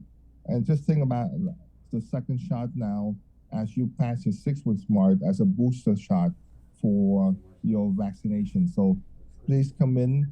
And there's a lot of clinic everywhere, so just come in and get your second shot. So is the physicians advisory group? Are you guys still meeting every week? No, we don't meet every week, but probably tonight we probably need to meet just because I tell you we like the school are coming up. It's face to face, and we need to talk about that, and also, there's a few more positive in the fully vaccinated personnel that we notice now in the clinic. So we got to start talking about, see what's going on here. And the people that are coming in that are fully vaccinated, how sick are they? They like I said, they have very mild symptoms. Just like you have a cough and cold, they don't have the typical COVID symptom like loss of taste and smell or shortness of breath or anything like that, or high fever. They just come in like a URI, cough symptom. That's it, and that's why now that we know that with the Delta variants, even you have this mild symptom, the viral load is so high, Sabrina, that they can still give to other people, and that's what concern now is that the fully vaccinated people now are spreading the virus to the unvaccinated population. Just because, if I don't feel that sick, so I might not pay attention so much. I might show up to work. I might show up to a party. And in those places, if you have an unvaccinated personnel there, they're going to get the full burden of the Delta variants. What about natural immunity as a COVID-19 survivor? Yes, the natural immunity for people that have COVID infection before, it does not cover the Delta variants. So you will get infected again with a worse strain. So that's why it's highly recommended by CDC that the natural immunity that people with the virus of COVID infection in the past to come in and get the vaccine.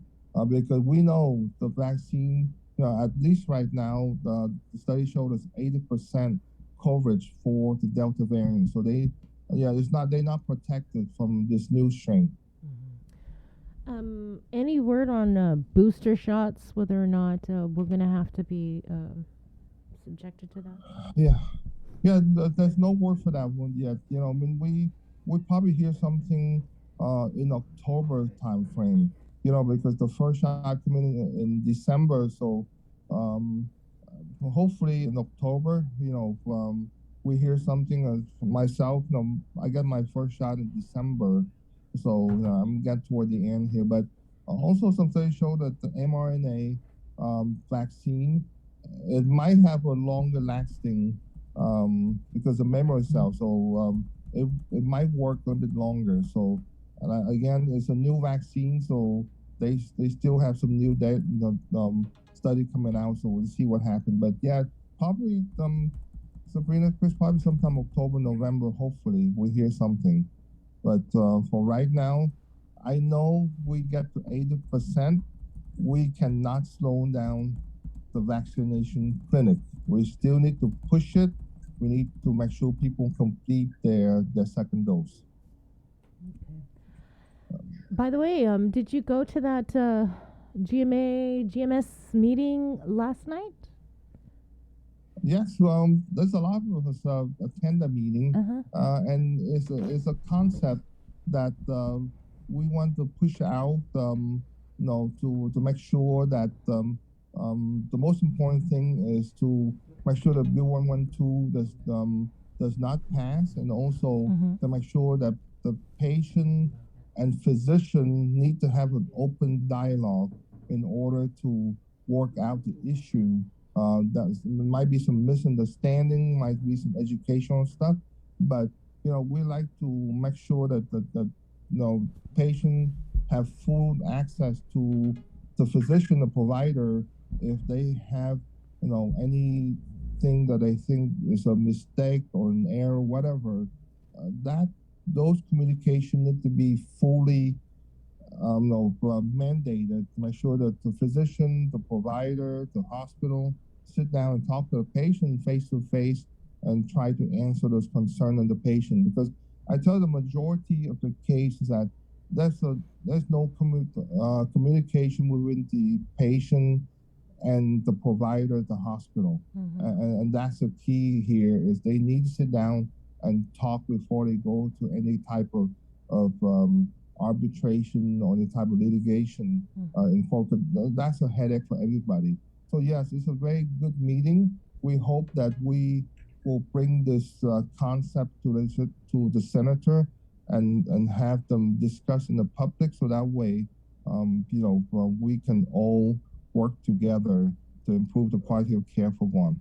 Right, and you talk about the communication between with patients. What about with these politicians? Has there been any talks that maybe you've had or anybody from GMA and GMS has had with Senator Terlahi since those public hearings were held? To hopefully work towards some sort of a compromise? Yeah, the last meeting we have, I think we have about 8 to 10 senators, including Senator Terlahi. It's a roundtable discussion with the physician, and it went quite well. So we're going to come back and work on our proposal, and we're going to present that to them again. And I think it's going to have to be after the budget hearing or something, so that way the Senate can concentrate on the budget, and then we're going to approach them again in sometime in August and.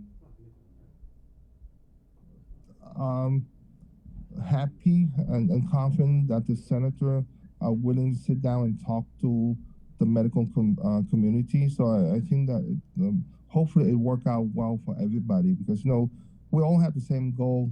Chris Sabrina, is basically make sure the patient are protected, the physician are protected, and we all move to make sure that we continue to improve the quality of care and the access of care for everyone in Guam. Yeah, we certainly hope you guys can work something out, because watching those hearings was quite painful to see the frustration from both sides, right? From the patients and the providers. From my personal standpoint of view, Sabrina, Chris, we all here. I tell you, we're all here for to make sure that we protect the patient, right? Because the patient, to me, is part of my extended family. So, we really need to make sure that we provide the best care for our family and our patient. And that's all our goal is. And, again, the communication part is the most important thing. I think it will solve the overwhelming majority of the case. You're not going to be 100% on anything you do, but at least that you open that for the majority of people, make sure they're able to sit down and talk to the provider, the hospital, in a way that they can work out some misunderstanding, some issue that they think is a problem. So I think the discussion, the open communication, is the most important thing, and hopefully it solves most of the case from right there. All right. Any final word? Oh, Chris. I just wanted to go back to the PAG doc. So when we do get to PCOR 4, what recommendations, and do you know what the conditions will be? Chris Brinett, I think we get Pico 4. I tell you, the mask mandate is definitely 100%. I don't think we're gonna go get away from that for next year or so. It's very important as the new variants coming out, and I think the thing that we can do to protect ourselves is use our masks. And that's the thing. So that's the main thing that we want to do is mask mandate, push the vaccination. And we're going to talk again on the mandate on, certain entity on the vaccine. As you guys are aware now that the hospital in Houston, they won their case in the federal level on the mandate, the vaccine on the healthcare worker. So, that's something important that we probably need to talk about. I know GRMC mandate their work, their employee to get vaccinated. So does AMC. We're 100% vaccinated. And as a healthcare worker in the front line, it's our responsibility to protect ourselves, protect our patients. So I think it's very important that in certain positions that you hold and your exposure to the people you're taking care of, you have to protect yourself and protect the patient. So mandate vaccine is something that is going to be talked about a lot across the nation. I know the hospital where my brother and sister work in Pensacola, Florida, starting August, is mandate that every employee in the hospital going to be vaccinated, or they're going to be tested every week, and that's something that is coming up in the near future. What entities are you referring to or looking at to implement especially this? the frontliner, Sabrina, Jason, the hospital, the police officer, firefighter. Those are frontliners that really need to be I think that across the nation they are talking about mandate the frontliner to be vaccinated. Mm-hmm. And what happens if they don't?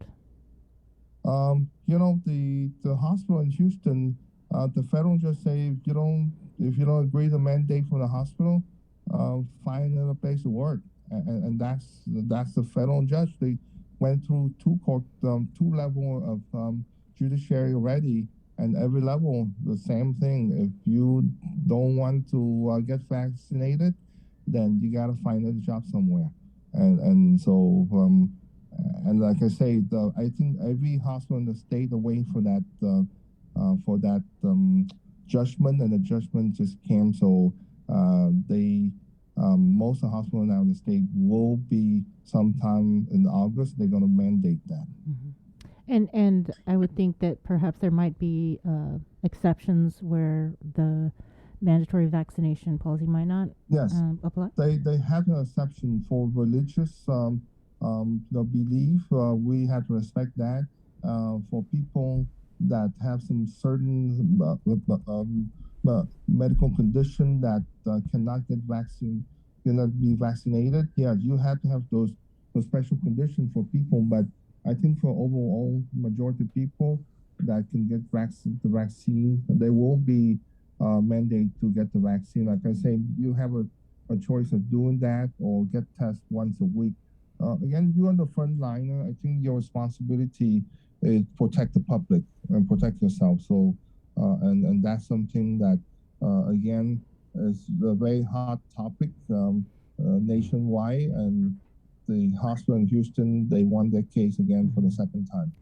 We do have one more question from one of our online viewers, and they're talking about the booster shots. CDC is advising that individuals with underlying conditions should get a booster shot. Will that be applied on Guam? That applied on Guam too, especially, we have so much comorbidity here, guys. Our rate of diabetes, hypertension, cholesterol very high. So yes, they can do that. I think it's important as we go toward the 12-month mark, a 1 year mark from your fully vaccinated date, it's important to keep an eye on the news for the third shot if it come out hopefully soon. Well, that was about everything. I wanted to ask. Sorry, Doc. No, because I ran into Nurse Francis with the Airbnb. So, how's that going? Because I know you guys have a team, right, that does the vax for that. Yeah, it's a very challenging. Logistic wise, I tell you, it's a daunting challenge to coordinate the vaccine for the passenger coming from Taiwan, from the Philippines, from Thailand. They come from everywhere, and it's a daunting challenge to try to accommodate them, get the vaccine at the hotel, get the vaccine at the kiosk down in Tumon at the plaza, and not wasting the vaccine. It's a lot of work. I mean, I have a full team that I'm telling you, they work 12, 15 hours a day to put the program together, to make sure that we follow public health protocol and to document, to make sure that they have the verification, the PCR testing as they come out for departure. It's and I tell you, they are so appreciative of the program. We just to look at them, how appreciative and how much they want the vaccine. And for us in the U.S., that we have to, stimulate people to come in and get the vaccine. It doesn't make sense. It really doesn't make sense. But no, it's a good program, though I'm not sure how long it's going to continue to last. But I think that everyone that we can help in our country that near us to protect themselves from the infection, every life we touch mean a whole lot. So, I'm glad the program is there. But again, it's a very daunting task to do this thing. So, it's going quite well. We have scheduled all the way up to the second or third week of August. So there's quite a few more planes coming in. All right. Well, Doc, we've got to let you go, but offline, we'd like to reach out to you and maybe do a feature on you and your staff, holding the line. Yeah. Okay. All right. Yeah, I'll be glad to. Just call us, okay? Yes. Thank you, Doc. Thanks, Doc. You're welcome. Have a good day, guys. You too. There you go, Dr. Ho Wen of the Physicians Advisory Group. We now go to the KUAM News Zoom room where we've been talking about this Marble Cave and erosion, flooding going on up at the area of the contracted GPA solar farm up in, that's the Marble area, right? Hello? Oh, of course. Yeah, Marble area. And we did put out an ask to DPW Deputy Director Linda Bonas to get some info on it, and she joins us now in the Zoom room. Linda, thank you so much. I know it's last minute, but what can you tell us about the developing situation in that area? Hi, good morning. Good morning. So, what we understand that's going on, the contractor did provide his permits and his plans. There's a design to contain the water, so he met the requirement. So right now, our building inspectors are doing their assessments. They did yesterday, so there's a lot of contributing factors to that issue. So we're having a meeting this morning regarding that. There's the erosion, there's movement of the earth, right? So there's a lot of other issues like entertainment. It's called those 4x4s. And they dig up the roads and they move areas. So there is a lot of issues on that. So we're addressing it as we speak. The inspectors have taken pictures, so they're going to brief us this morning, the director and myself. Right. Linda, I know you saw the pictures of Marble Cave, very disturbing images. What was your response to seeing those pictures? Yeah, so yes, there is, before, all the permitting process goes to the regulatory agencies. So the contractor did provide a plan, a design to contain their water in that area. So it was approved. It's designed properly. So we're looking into that. So building inspectors are out there doing their assessments, and they should be finished by today. Have you been in contact with the residents in the area? Have you been in contact with the residents in the area? I'm not too sure. I believe so, but they reached out to them and they talked to them, so they're addressing their issues also. And so you said that the contractor provided a plan to contain the water, and it was designed properly. So did they Correct. actually effectuate that plan? And what exactly was in the plan? What was their plan to contain the water? Was it a ponding basin? Yeah, usually when you have stuff like that, you have to contain your own water, right? So any outflows or anything comes into an area, it's like a basin, and it contains their water flow within their facility. So that's called the containment, and there is a design plan for that when they submit it in their permits for the construction of their project. And did they build this basin, this ponding basin? Yes, it's there. So the design is there, and the construction of it. So there's a lot of contributing factors to this issue, and we are addressing it. So we have pictures. I just need to go and speak to our building inspector and the administrator and look at what's our next plan of action. So from what you understand, you didn't see any sort of violations or anything?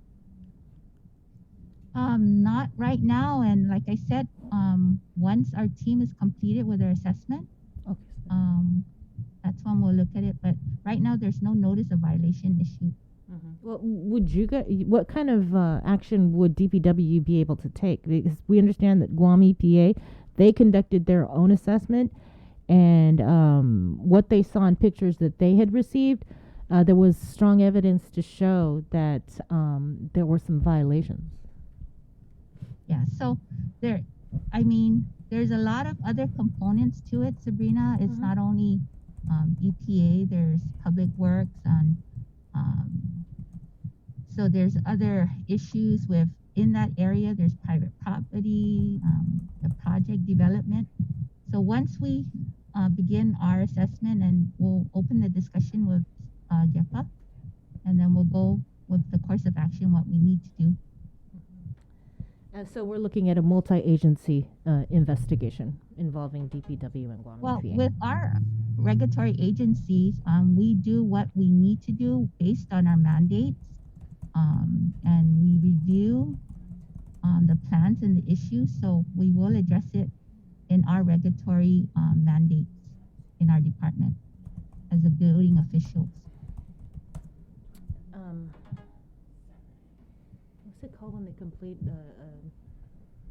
occupancy, right? Occupancy Permit, Yeah. Was that issued? Or is this Excuse me, I didn't hear you. occupancy permit? I mean, I'm not sure if they're done with their construction in that area. Yeah, and so that's what I like I said, we did our assessment late yesterday, so our inspectors have to come in and write in their reports, and they will address it to the director or myself on their findings. But based on the plans, they had a design to contain the waterfall, the outlets coming from the facility in their area.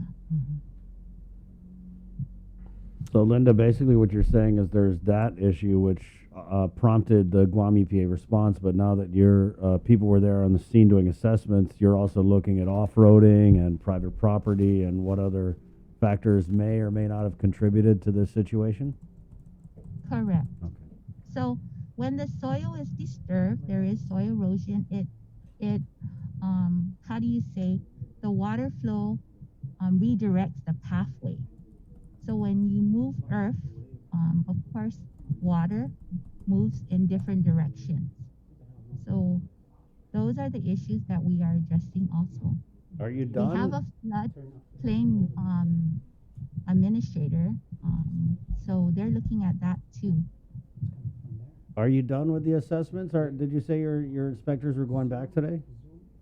No, well, they did their assessments yesterday, late yesterday, so they're supposed to provide a report, and they may need additional information. Like I said, it's early. I'm heading into the meeting, and we're going to get all the information and see what their findings is. Thank you, Linda. Okay. Keep us posted after the meeting. Shoot us a message, and we definitely appreciate you jumping on. I know that this is a developing situation, so you're not really able to provide a lot of information, so we thank you for what you did provide. Okay, thank you. Thank you, Linda. All right. Also, put out the call to Nick Lee of the Guam EPA. I know he's a huge Link fan, so Nick, if you're listening. You're awake. It's like double duty. I don't know if you got the graveyard shift last night or what. They keep sticking him with the crazy shift. He did, because we got the release from him last night from the jet. Yeah. Guys, it is 7:59. We're going to take just a really quick break and come back with KUAM TV. All right. In the meantime, here's some important information about the pandemic unemployment assistance. Starting August 1st, pandemic. We got your 6. At 6 a.m. with the link on Breeze 93.9 FM.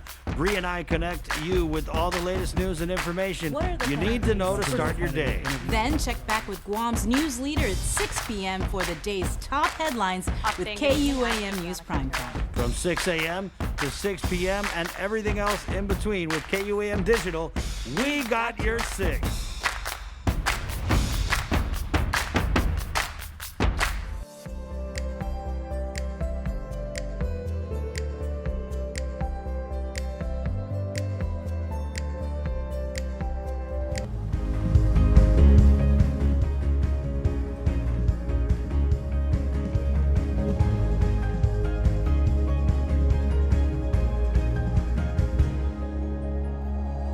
Good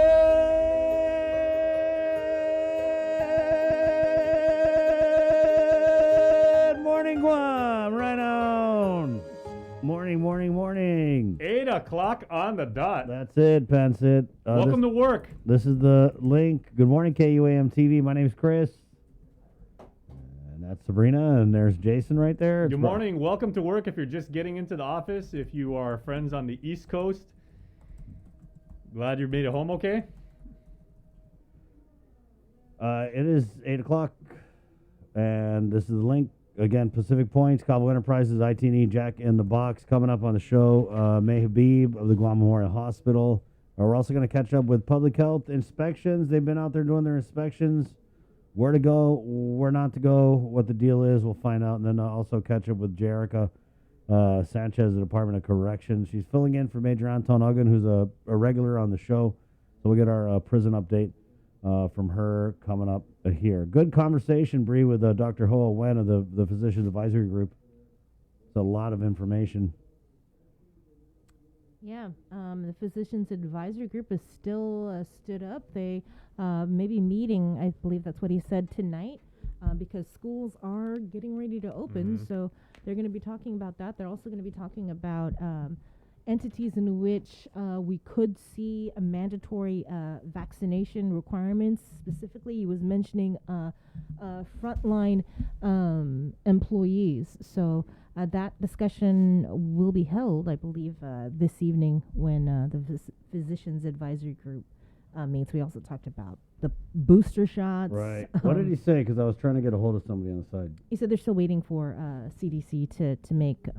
Right. It's been an interesting following that conversation in the States, because it was like Pfizer had come out and they were saying, oh, we do need a booster, but the FDA was like, maybe not. So that's pretty interesting. But this Delta variant's really throwing everything for a loop, as the CDC has also reversed their mask mandate. And you heard from Dr. Wen that although it is rare, there are definitely cases of fully vaccinated individuals being hospitalized. And not just being hospitalized, but being hospitalized in the intensive care unit. We saw recently here on Guam the death of from COVID, a fully vaccinated individual, provided they were elderly. But still, you still got to do what you do. I mean, it's just so easy to accept this new normal, and it is. I mean, we had a shoot yesterday, Bree, and just looking around the place, it was pretty much, other than the mask, when people sitting down, it was pretty much pre-COVID. Very busy out there. A lot of bodies moving around. So just continue to be safe, guys, because this thing is so rapidly evolving. This is how rapidly evolving this thing is. Last week, they were calling it an epidemic of the unvaccinated. Today, they're saying even vaccinated individuals can go into the hospital, can die, can pass the virus. So wear your mask, do your part. If I got to go back to saying, wash your hands, I will. It's 8:03, July 29th. We're getting Guam EPA on in a matter of minutes here about this the situation up at the Marble Cave area. It kind of started yesterday with news of residents, or a couple days ago, I think, Bree, Monday, right? We had Nick on, was it Monday? What day's today? Monday, Tuesday. Today is Thursday, July 29, 2021. I think it may have been Tuesday. Yeah, Tuesday we had him on. And so initially this was something that was affecting residents in the area, but we received some pictures of Marble Cave. And apparently there's been some erosion and runoff that has gone off into Marble Cave, which is an important historic site. So that's kind of why we're giving this the let's call everybody that we can treatment. It's 8:04 again, so Guam EPA on the way, as well as the Guam Memorial Hospital, Division of Environmental Health with Public Health, and the Department of Corrections right here on the link. But let's go ahead and get into the news now with the very latest. Your 8 o'clock newscast is brought to you by Pacific Points from the KUAM News team. Sabrina Salas-Matanani, good morning. Off it, everybody. The man who murdered LSP construction owner 63-year-old Pyong Sik Lee was sentenced to life behind bars. Frank Joseph Salas Guzman was convicted following a change of plea hearing Wednesday in presiding Judge Alberto Lamorena's courtroom. Guzman admitted to intentionally killing Lee, who was found unconscious in front of his Harmon business on February 19th of 2019. According to court documents, Guzman was high on drugs when he confronted Lee, claiming he owed him money. Guzman beat Lee with a baseball bat and stabbed him with a knife. He then stole his car. Prosecuting attorney Sean Brown explained that although Guzman will serve a life sentence, under Guam law he will be eligible for parole after 15 years. Guzman must also pay $23,000 in restitution. He hasn't officially been extradited to Guam just yet, but drug defendant Andrew Manabusan's arraignment hearing before federal magistrate Judge Michael Berdalio has been scheduled for next Tuesday, August 3rd. In June, KUAM reported that the 37-year-old Manabusan was picked up in the state of California, where he allegedly mailed a package containing more than 3,600 gross grams of meth to the territory. The person who reportedly received that package was former police officer and former DOC officer Jose Ananich. Ananich was also arrested in June, but his case was sealed. He was released from DOC earlier this month. Guam patients seeking specialized care at St. Luke's Medical Center in the Philippines will now have a much easier time getting into the country. The Philippine government has approved the hospital's plan for a medical bubble to facilitate the entry of patients from Guam and Micronesia. St. Luke's president and CEO, Dr. Arturo de la Peña, says they will arrange to pick up patients right upon arrival at the Manila airport. Patients and escorts will still be subject to quarantine at St. Luke's Hospital.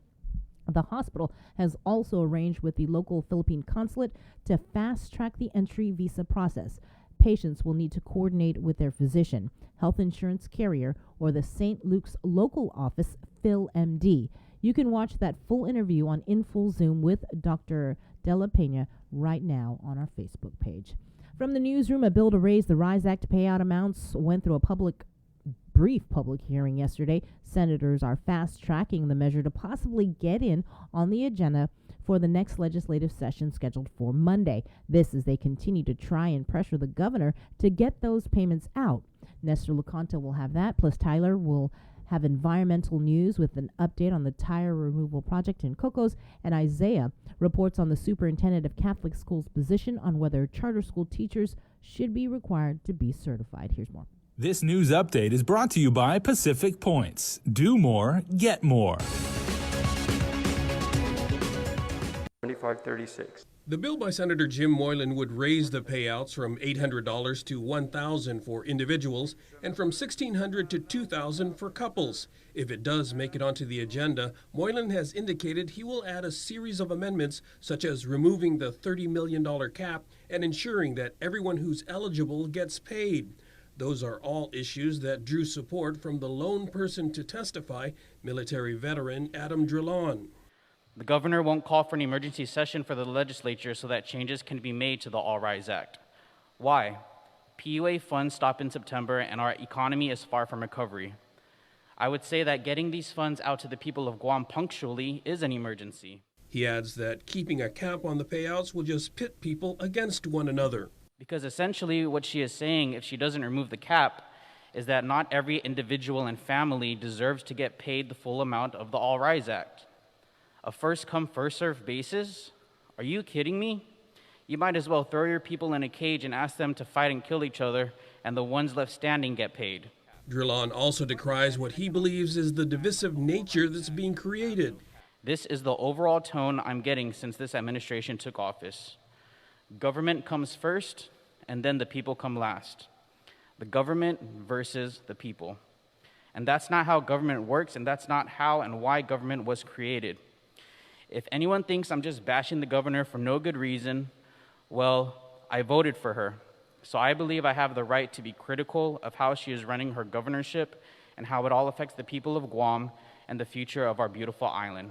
And sponsor Moylan says Drilon's testimony is representative of the hundreds who have signed a petition, called or emailed in support of the bill. If we do not make the noise, if we do not stand up and fight, if we do not raise our voices, if we do not address our opinion, we wouldn't be here today. Senators will hold another public hearing on Thursday. It will focus on a second fast-track bill that also seeks to amend the RISE Act. Bill 161-36 was proposed by Senator Amanda Shelton on behalf of the Guam Youth Congress, which would require all teachers employed at Guam charter schools to be certified by the Guam Commission on Educator Certification. The original charter school law allows them the freedom from the regulations that govern traditional public schools currently. Dr. Juan Flores, superintendent of Catholic education, weighed in on the bill. He said in an interview on The Link that he does not support the piece of legislation. There's no doubt that certification assures that there are some supports for making sure that teachers in the schools have the background, the knowledge and skills to be teachers. But I have to tell you that many of the teachers in the Catholic schools are not certified, and yet we still have students being successful in the Catholic schools. Dr. Flores continues with his concerns. Most of the research in the introduction of the legislation referred to information provided from the 1990s. And most of that research might be out of date because that was when charter schools were just starting. He suggests the bill should be reviewed and looked into. Is there actual data showing that the certification of teachers in charter schools is a contributing factor to the success of the students in the schools? Because that's the bottom line, right? And can charter school students continue to perform at least at the same level as other public school students, even if the teachers are not certified?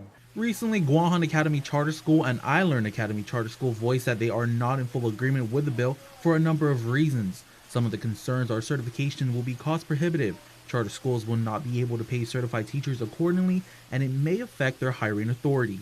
Reported for Guam's News Network, Guahusi Isaiah Uggan. The project to remove the man-made reef composed of nearly 2,500 repurposed tires is almost complete.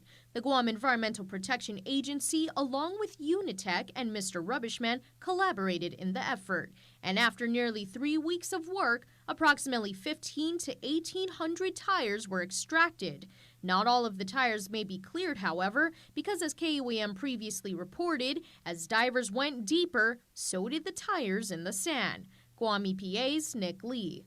This was not meant to be a dredging project, so we're not going to be able to get heavy equipment down there and extract, we're not going to be going down in an exploratory mission and extracting tires that may be well below the sand. So that's going to require a whole different set of regulations that we would even have to follow if we're going to take on a dredging project. Nonetheless, Lee says the project has been a great effort with what the contractors have been able to remove. All that's left is the preparation of the tires for off-island disposal. The environmental monitoring and analytics program manager has been very active with projects, so including site visits to both Unitech and Mr. Rubbishman to observe the tires being cleaned off and observe them being chipped down in the tire shredder.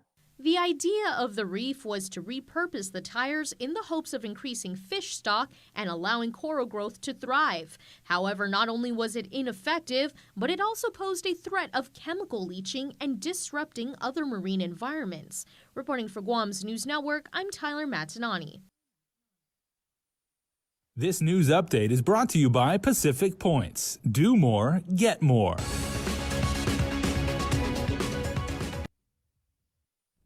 The Guam Environmental Protection Agency, as well as the Department of Public Works, are conducting separate investigations into a solar farm project in Mangilao that may have contributed to erosion in the Marbo Cave area, and whether proper mitigation efforts were put in place to prevent the storm water runoff in the area.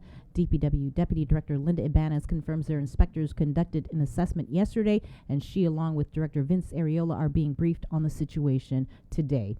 Guam EPA's Nick Lee will also be joining us live on the link a little later in our program. Some promising news for the Guam Waterworks Authority as Fitch Ratings has affirmed the BBB rating for GWA's $333.5 million outstanding revenue bonds and its issuer default rating. Fitch Ratings also said the rating outlook for GWA is stable. As for the Guam Power Authority, GPA General Manager John Beneventi was the guest speaker at yesterday's Chamber of Commerce General Membership meeting. Beneventi blamed rising fuel oil prices for the increase in power bills. He went through a detailed presentation of the fuel surcharge known as the LEAC and how GPA has tried to hold back rate increases because of the pandemic. Beneventi also briefed the business group on the timeline for the new 198 megawatt power plant in Dededo. He said the original completion date of October 2022 has been extended to April 2024. GPA is under a consent decree with the U.S. EPA to complete the new plant or face heavy fines for violations of the Clean Air Act caused by other plants. The new plant will burn low sulfur diesel and could eventually use natural gas. Governor Lulian Guerrero met with the Principal Assistant to the Navy Secretary, Undersecretary James Gertz. They discussed her plan for a new hospital and support for continued funding of the Guam defense system. According to a news release, the governor also raised the idea of establishing 3D printing here, which could help increase military capabilities and lower costs, while also help Guam's economic growth and diversity. Meanwhile, she also met with Marine Corps Commandant General David Berger. The governor raised concern over the recent increase in H-2B visa denials. General Berger committed to working with the U.S. CIS on a review of a slowdown in the military construction timeline, but said DoD remains committed to the full completion of Marine buildup projects.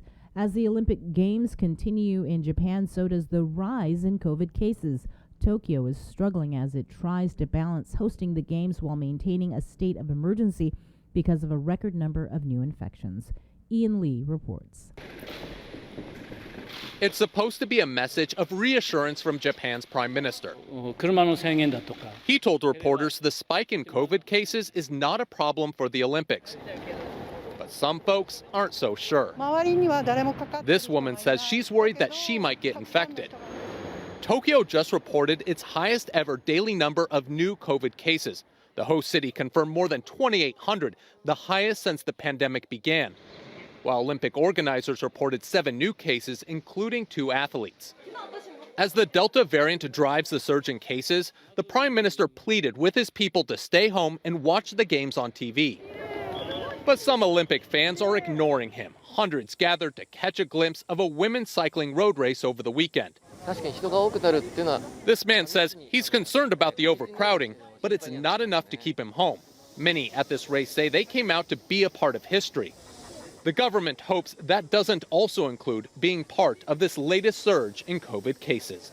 Ian Lee, CBS News.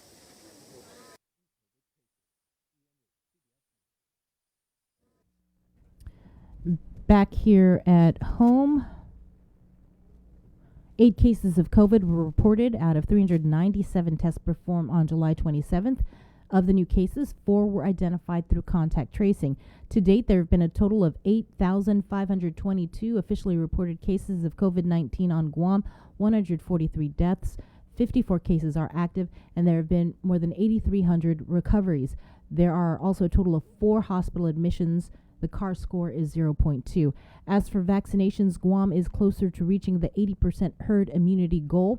To date, a total of 95,703 adults have been fully vaccinated for COVID-19. Also, as of Wednesday night, Guam is 104 shots shy of achieving adult herd immunity. Governor Lulian Guerrero has held firm that she will not restore Guam to PCOR 4 until we reach her goal of achieving an 80% adult vaccination rate. If you haven't gotten your second dose of either Moderna or Pfizer or want to get vaccinated, you can do so today from 12 noon to 5:30 p.m. at the UOG Calvo Fieldhouse or between 4 to 6 p.m. at the Gura Subdivision Basketball Court in Jotnya. And with your news in Chamorro, here is Kin Concepcion. Buenas updates to get soon to be finut sa morgan ni KUAM News. Presenta ni Familian Mizo gi First Hawaiian Bank.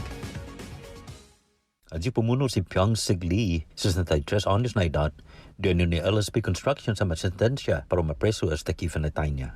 Makumbikta si Frank Salas Guzman despite si change of plea na hearing, ginigap na ogan gimen ng West Alberto Lamarena. Admiti si Guzman na harsungan na pumuno si Lee. Masoda si Lee na esta ti kamalalamtin gimen ng lugar di business niya gi sa Harmon, gidia 19 gi Febrero, 2019 nasakan. Segundo dokumento ni Korte, sembula tu si Guzman sa atuli ibinenu. Zapana sili para kopda sa lapi, nuileg niya na dininibigwi. Si Guzman sa anya sili, pasa atsa ni panagboda, pasa sesi. Después, asaki karitanya sili. The prosecuting attorney si Sean Brown, ay explica na masema sentensya hasta kifinatay niya si Guzman, sinya kwalifika para parogi 15 anos na tempo. Mod din lokpi si Guzman na fanapasi 23 pesos na sa lapi para restitution. Masasuntugin ni Korte, Kebeti mapatutatiguan si Gonyo de Nicorti lo si Andrew Manibusan lumatake pagkontradisyon binenu sa parumanagay ito magistrate's hearing gimen ng federal na West Magistrate Michael Berdalio gi Martes 10 de Agosto.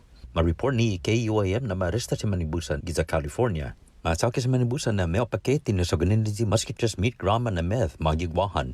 Irumisibi pakete sa ginanfo siya polisiya sa ni Department of Corrections si Jose Ananich. Ma-arresta si Ananich gi Hunyo na mes lumasiw ikaw sa niya. Masotay gi DOC gilataf-taf pago na mes. At ikulong gobernamento, umali magahaga Lulian Guerrero ni principal na assistant para sekretarya ni Navy si Undersecretary James Quirtz. Madiskuti plano ni gobyerno para nuevo na ospital sa nisuporte ni para makontinua tafan manais lapi para Guam Defense System. Gi-news release sa mensahe ay niya i gobyerno para ma-establisa aji 3D printing gwini gizagwahan ni sinamasa na adilanto ikapasidad ni militar no mas barato na gasto mentres sa jujuda ekonomiya ni isla dan para mega mas na inajik minaulik pa diversity. Umali loki si Leon Guerrero ni komandante ni Marine Corps si General David Berger. Ang mensahe gobyerno talo sa nasyon niya para di marinunin siya na H-2B visa para isla. Akumiti si Berger para fatutui sa USCIS para may review siya na artikulo sigon ni posisyon niya gi national security. Asangan na kulang dumispacio construction siya para militar gwini gizagwahan. Logi mas sa Department of Defense sa Sen Committee gwi para manafunadan ito niya para marine build-up gwini gizagwahan. Yoto mo na sunto gifinut sa Moro gin ni KUAM News para pago na Webes, idos na mas dangkulo na organisasyon mediko sa parodan niya. Guam Medical Association at Guam Medical Society sa manunsya na paro MERS CI2. GMA sa iniluluyas Dr. Thomas Shea, GMS sa minagagasias Dr. John Taitano. Siyempre, di pago para mo na uno ay dos na grupo hufandanya manhunta so mana siguro na mapatututsu imo na para yung assistant salud i retention that pa from an empleo healthcare providers. Mas importante sa para makontinuya edukasyon mediko sa bisyo para komunidad jadi para mapretay yung assistant inamti para man malawang siya gi islata. Para Guam News Network, Guam Sikin Concepcion. Yasuto ifinut sa Moro sa presenta sa ninafato ni Familian Mizo gi First Hawaiian Bank. June makes the best malasadas in Hawaii, a fact not lost on Daryl, whose brother Byron is cooking the onaga he caught at his secret fishing spot with his girlfriend Malia, who used to work for the Shave Ice Guy, whose second cousin Vince drives the school bus ridden by Calais, whose auntie makes the best malasadas in Hawaii. Everything here is connected, and with the new First Hawaiian Bank mobile app, you can stay just as connected to your finances, and it all starts with yes. See what's on TV tonight with schedules, network news and notes, local promotions and giveaways on KUAM Communications social media pages. Like and follow us on Facebook or Instagram now for all the latest and never miss out. Catching your favorite events during the Tokyo 2020 Summer Games has never been easier. In addition to the KUAM TV8 broadcast presentations of the July 23rd opening ceremony, the competitions you look most forward to, and the poignant closing ceremony, you can stream the specific events you want to watch through NBCOlympics.com and the NBC Sports app. Visit KUAM's website and click on any of the Tokyo 2020 banner ads and you will be whisked away to all the action. If streaming sports in the Summer Games is on your personal viewing schedule, then look no further than KUAM.com for links to watch the Tokyo 2020 Summer Games.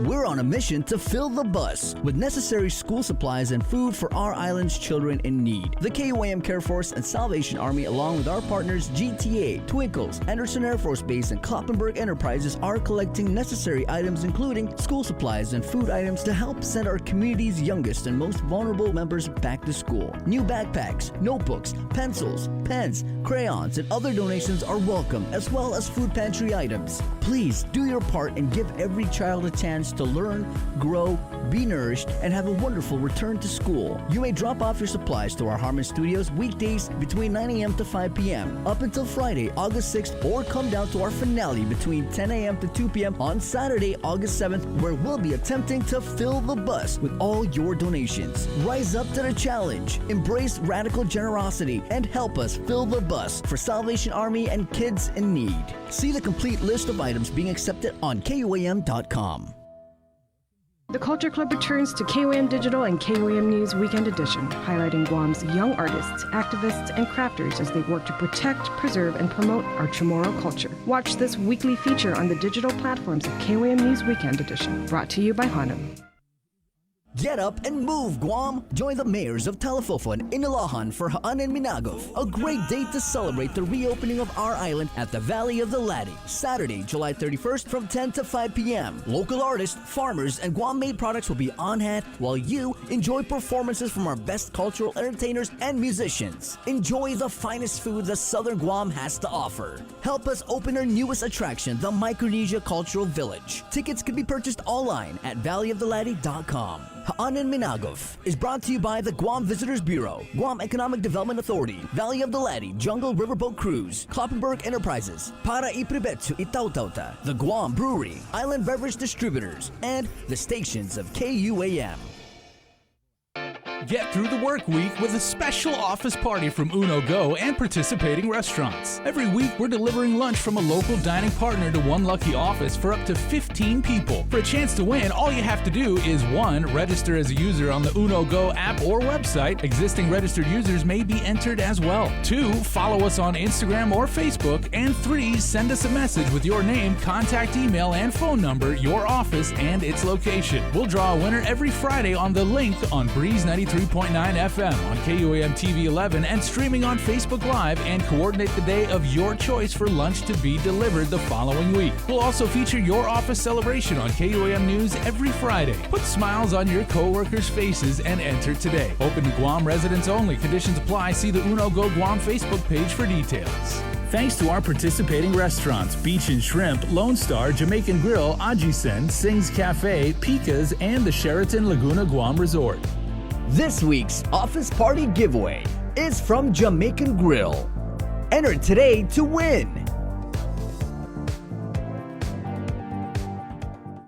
The relationship between Guam and Manila, Philippines is undeniable as we share similar cultural traditions, history, and heritage. With generations of Filipinos calling Guam home, KUAM presents a monthly look at the capital city, featuring in-depth and engaging interviews on everything from medical tourism to new business and government leaders. Veteran newscaster Nestor Lecanto delivers Beyond Our Borders. This special program is brought to you by KFC.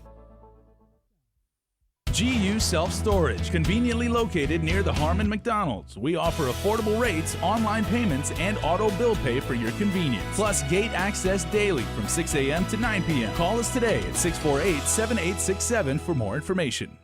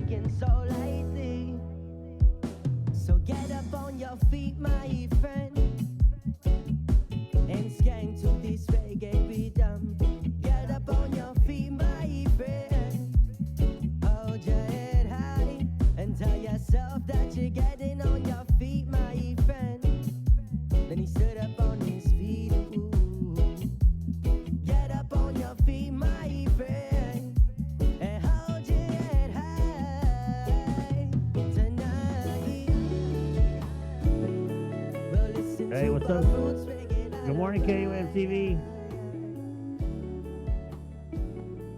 Good morning. Morning, Bree. Good morning. We've been tracking this situation this morning with Marble Cave.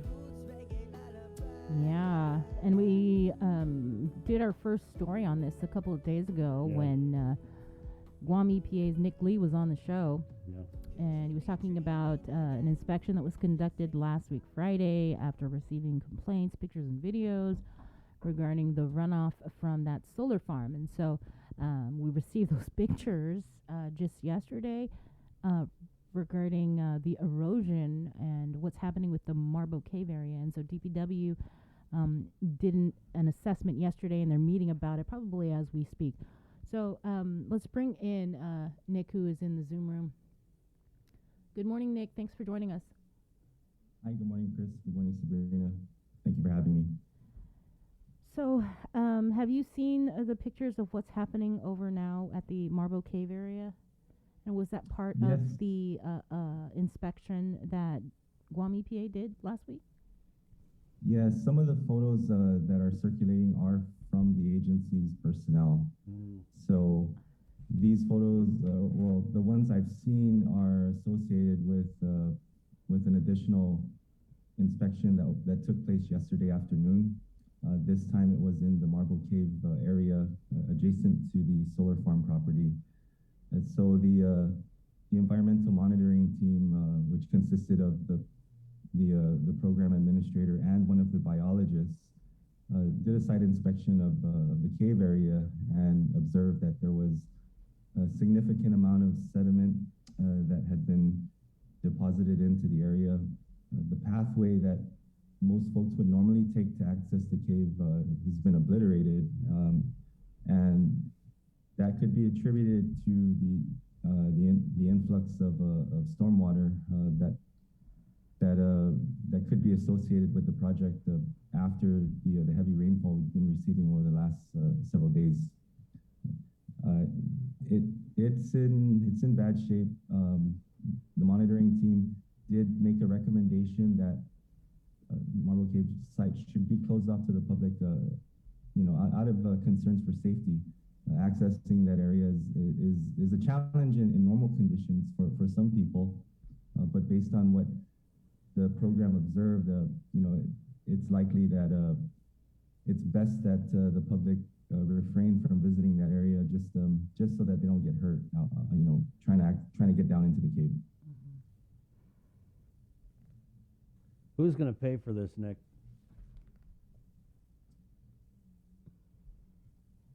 A responsible party will be identified, and I don't want to make this specific to this contractor, so I'm going to speak very generally because the findings that I'm going to provide today are still going to be preliminary.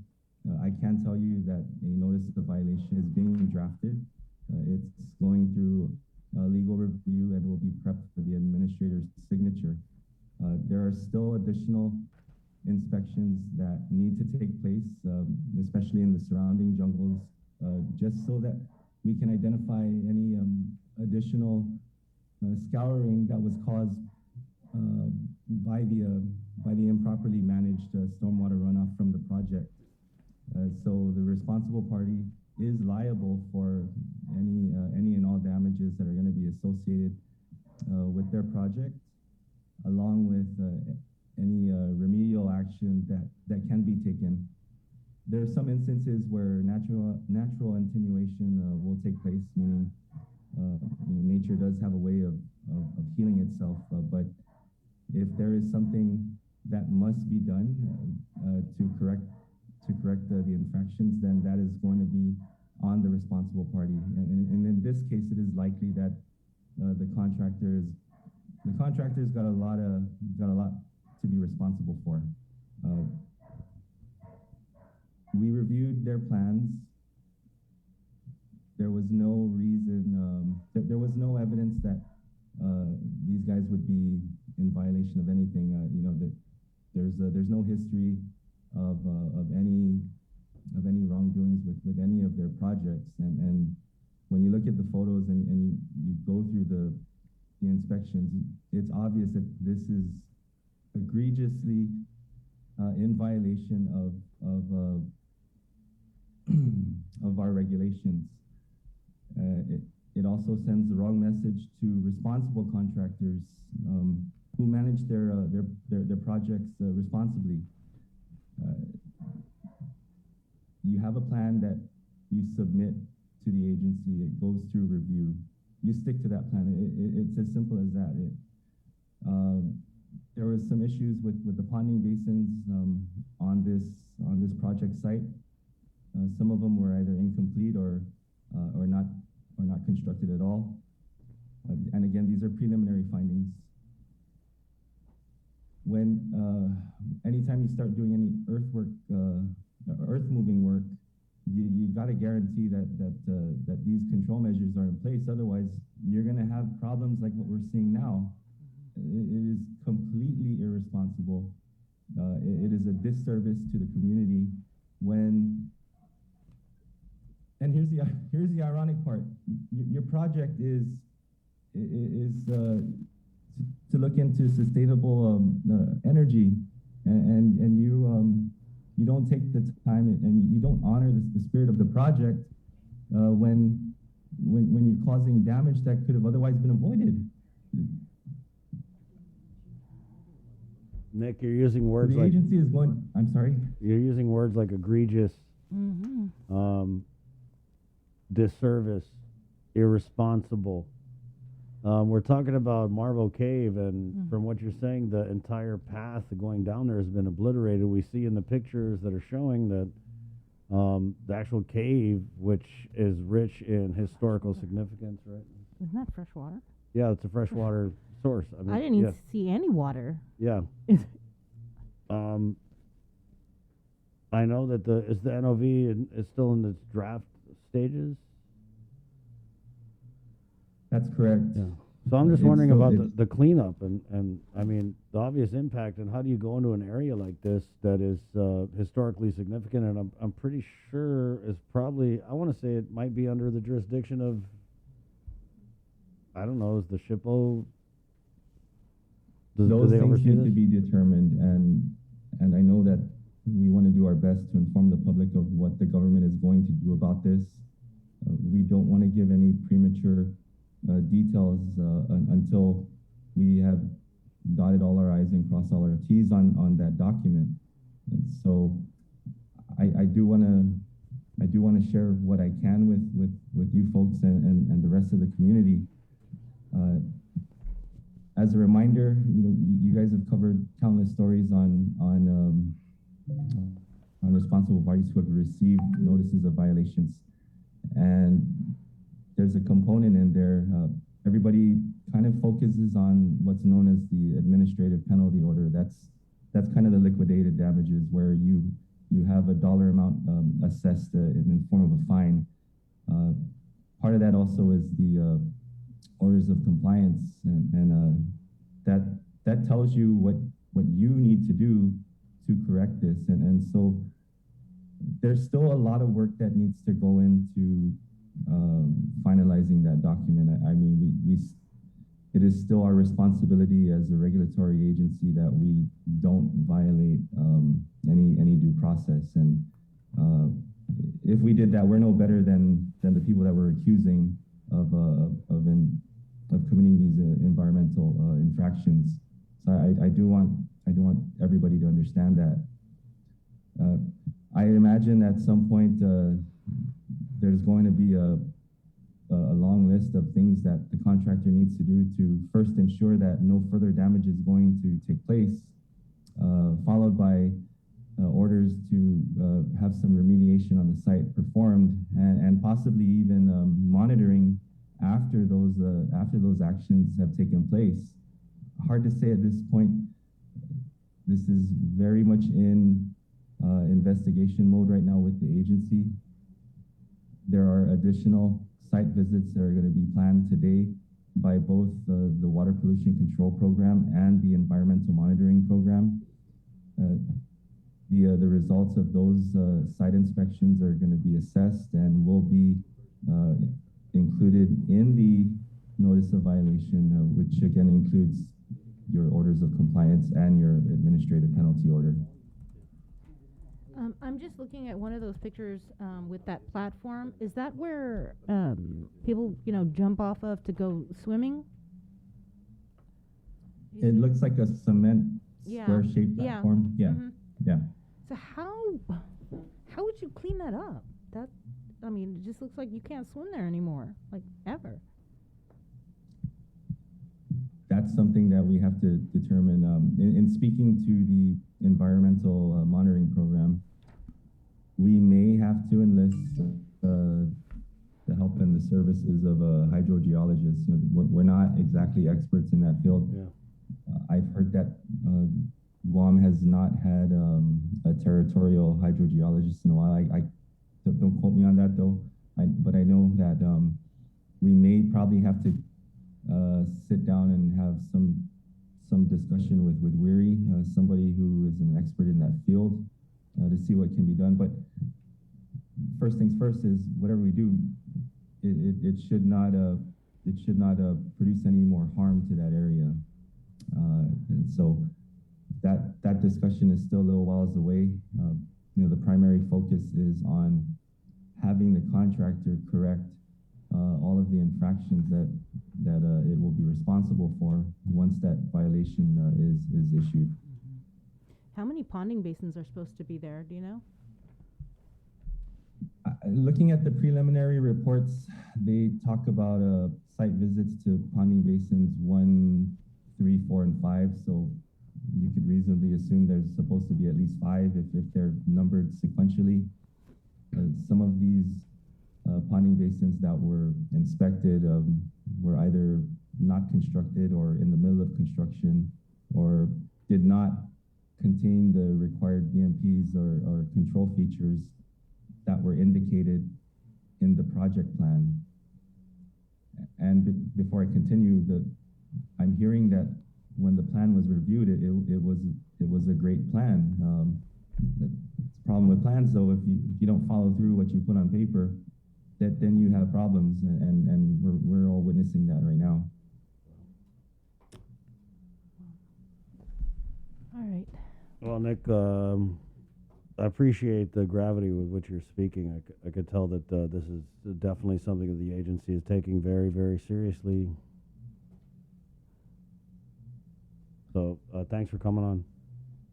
Right on, guys. I'll talk to you soon. Once the notice is issued, you can find it on our website. We'll probably issue a press release on that and address any questions that anybody has. Okay. Right. Thanks, Nick. Thank you, Nick. All right, you guys take care. Take care. So they're advising the public stay out of the area. You can't go swimming there anymore. That's just sad. Look at it. When you look at the picture, yeah, it's like crazy. That's where people used to jump off of into the beautiful blue, clear water, filled with mud.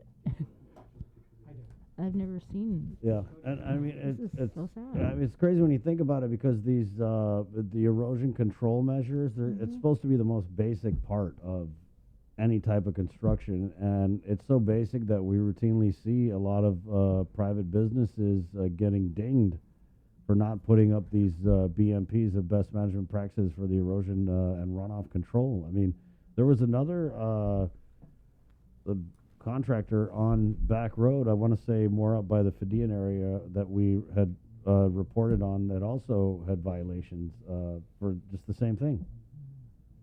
And now we're seeing how these measures are supposed to mitigate exactly what we're looking at. It's 8:44. We're coming back with May Habib of the Guam Memorial Hospital next, right here on The Link. Good morning. Join us at the Islander Terrace. KUAM Digital presents a series highlighting the wide array of talents on our island. Whether they're a standout gamer, extreme athlete, performer, or have a unique skill to show off, we're showcasing them every month on Wow Factor. Brought to you by Mountain Dew. Do the do. Get yourself all caught up with the week's games, scores, and highlights with the KUAM Sports Weekend Roundup on KUAM News Weekend Edition. It's all inclusive, all the fun and all the action wrapped up in the perfect presentation. Relive the moments on the KUAM Sports Weekend Roundup, brought to you by Gatorade. Greatness starts with G.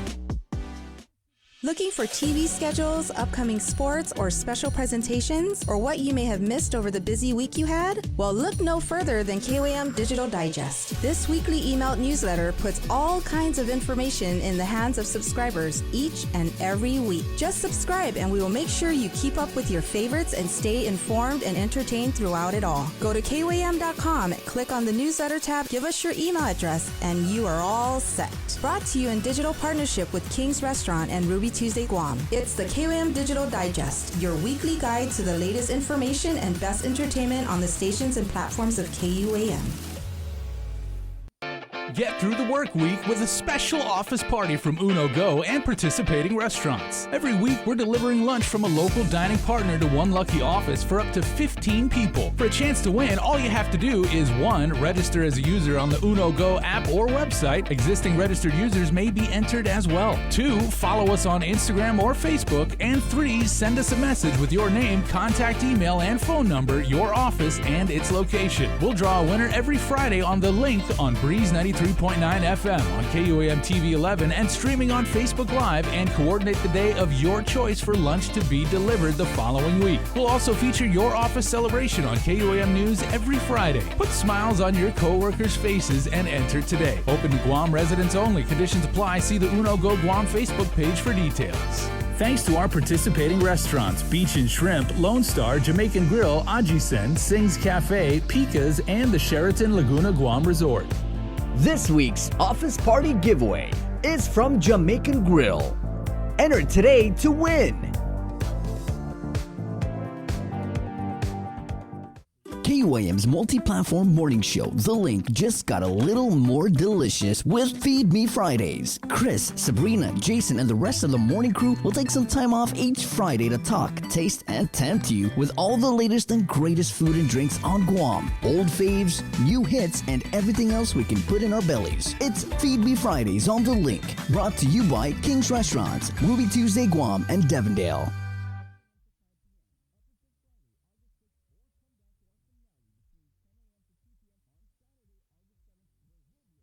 I decided to get vaccinated because just thinking about all the lives lost from COVID and everyone on island that contracted the illness, I realized that I need to do my part, not just to protect myself, but our community. And I also realized we're still not out of the woods with variants that are out there.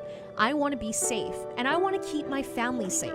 I'm Tyler Matinani, and I'm a proud member of the vaccination. Join the vaccination. Scan and plan. For more information, go to KUAM.com. Brought to you by American Medical Center, your partner in healthcare. The world of television is more exciting than ever. Don't miss a minute of special presentations from NBC on KUAM TV 8 or from CBS on KUAM TV 11. Every month, we'll bring you the fun and excitement of award shows and red carpet moments, special series presentations, and other great network programs. Brought to you locally by King's Restaurant, Ruby Tuesday Guam, Bud Light Seltzer, and Docomo Pacific, giving you more reasons to tune in and turn on. Fall in love with TV again with the best from KUAM Communications. Catching your favorite events during the Tokyo 2020 Summer Games has never been easier. In addition to the KUAM TV 8 broadcast presentations of the July 23rd opening ceremony, the competitions you look most forward to, and the poignant closing ceremony, you can stream the specific events you want to watch through NBCOlympics.com and the NBC Sports app. Visit KUAM's website and click on any of the Tokyo 2020 banner ads and you will be whisked away to all the action. If streaming sports in the Summer Games is on your personal viewing schedule, then look no further than KUAM.com for links to watch the Tokyo 2020 Summer Games.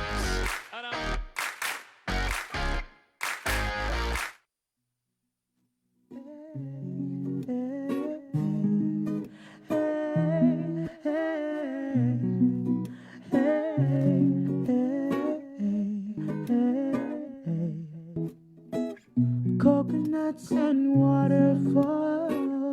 kicking back in Micronesia Mall, spamming cans and we're frying eggs on the side, smoking wheels on a Saturday, diving in down in Marble Cave. It's a struggle, but we got to search for a ride, Anybody barbecuing? Who's gonna roast the pig? Can I get a ride or something down from my village? Here on Guam, here on Guam, here on Guam.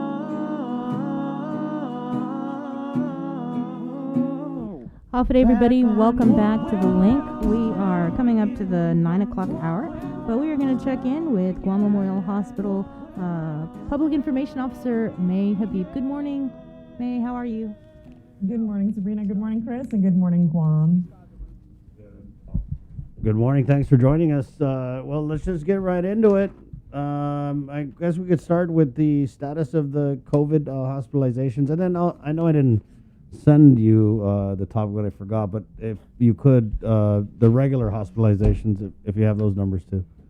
Yeah, for sure. So as of this morning, we have 129 total patients at the hospital right now, and we have 2 COVID patients. They are not in the ICU, they're in the telemetry unit, but we do have 2 COVID patients right now. And you know, that is something, actually, if I may say, that a lot of what we're seeing in terms of people who do end up in the hospital with COVID are unvaccinated. So, you know, the message from GMH, as it is with public health, as it is with really everybody, you know, is get vaccinated. You know, it's a real thing. Anybody who ends up, most of the people who end up hospitalized here for COVID are unvaccinated. Yeah, and that's kind of something that Dr. Ho Win was mentioning when he was on the show earlier. There was something else, though, that he was talking about, and that was the possibility of mandatory vaccinations in different entities, and more specifically in frontline agencies. I think he said that mandatory vaccinations for staff is in effect over at GRMC. Are these discussions being made or had at GMH as well? You know, it's a good question, and it's not that we haven't had that conversation or the question hasn't come up.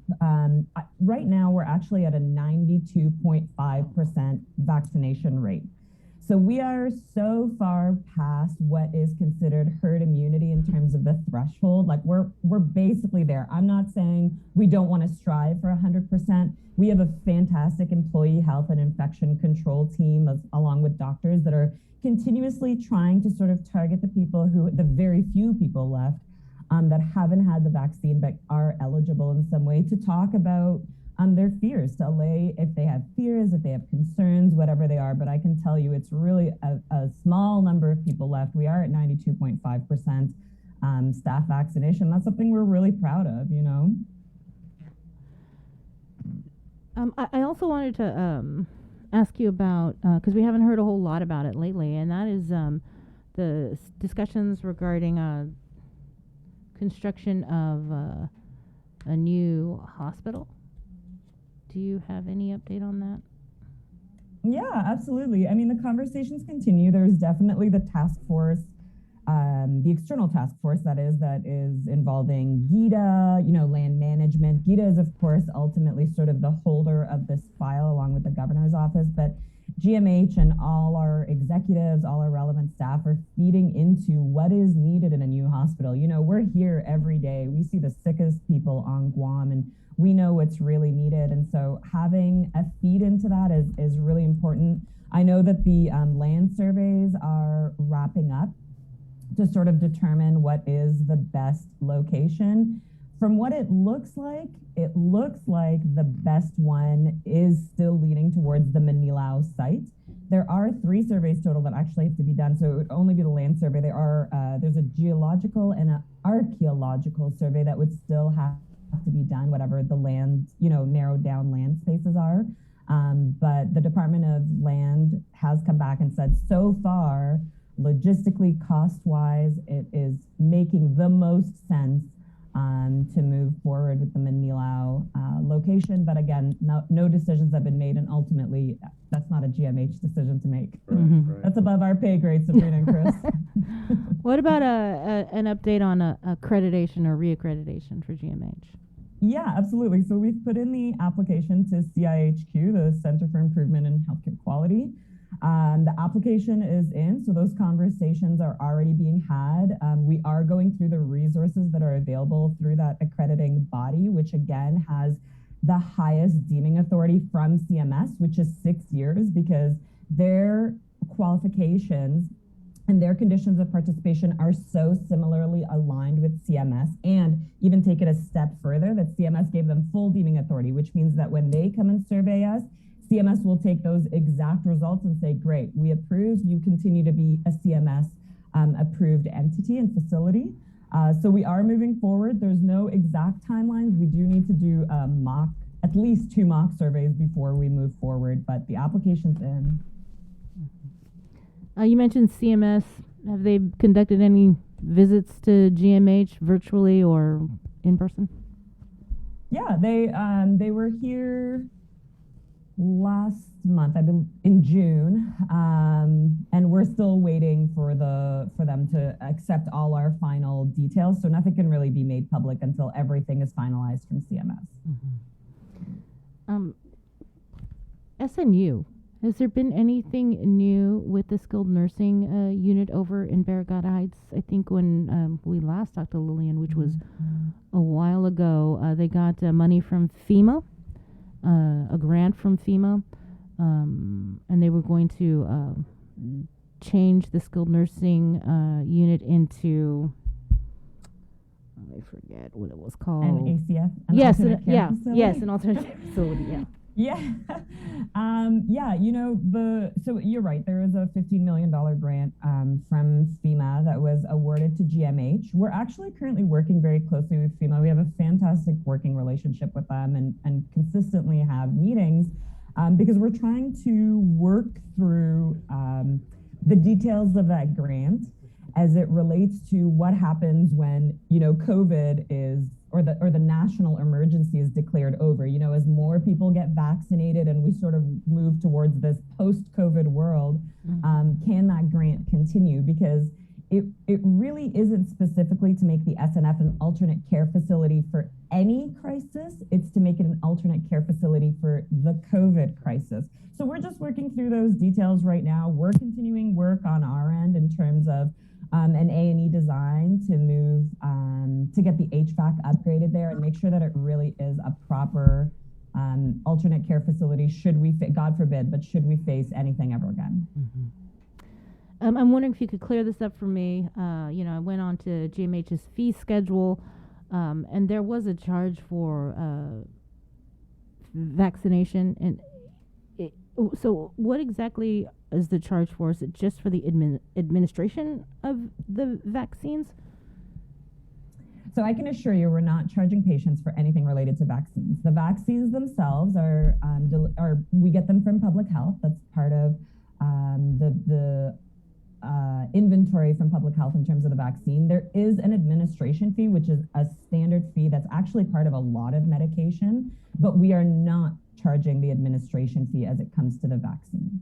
Okay, thank you. In fact, wouldn't it be ironic if through one part of my mouth I'm saying, please get vaccinated? If you're getting hospitalized, the most we're seeing is non-vaccinated patients. And then, JK, when you get here, we're actually going to charge you. We want to be part of the effort. We want to be part of the effort, JK. We want to not see any more COVID patients here. May, are you able to tell us the ages of the 2 patients? I am able to disclose that they're over 50 years old. Okay. I can't get more specific, but 2 patients are over 50 years old. Also, I guess we wanted an update on Army Corps of Engineers. Did you cover that already, Bree? No, I didn't. Okay. Is there any action on the report and any word of them coming back to the hospital? Actually, we found out that the Army Corps of Engineers was being invited to Guam through you guys, through the media. So we have personally not we appreciate the efforts, of course, of bringing the Army Corps back to Guam. The governor has the intentions, and she, had made it clear that she has the intentions to engage them, especially as it comes to a new GMH. I understand there may have been an invitation from the congressman, and maybe they have confirmed coming, but we have not been invited to anything specific as it comes to the Army Corps of Engineers coming. But certainly we look forward to engaging with them. They've been such a valuable partner, and they're engineers, they're very highly skilled engineers, and having them on board to help with a new GMH would be fantastic.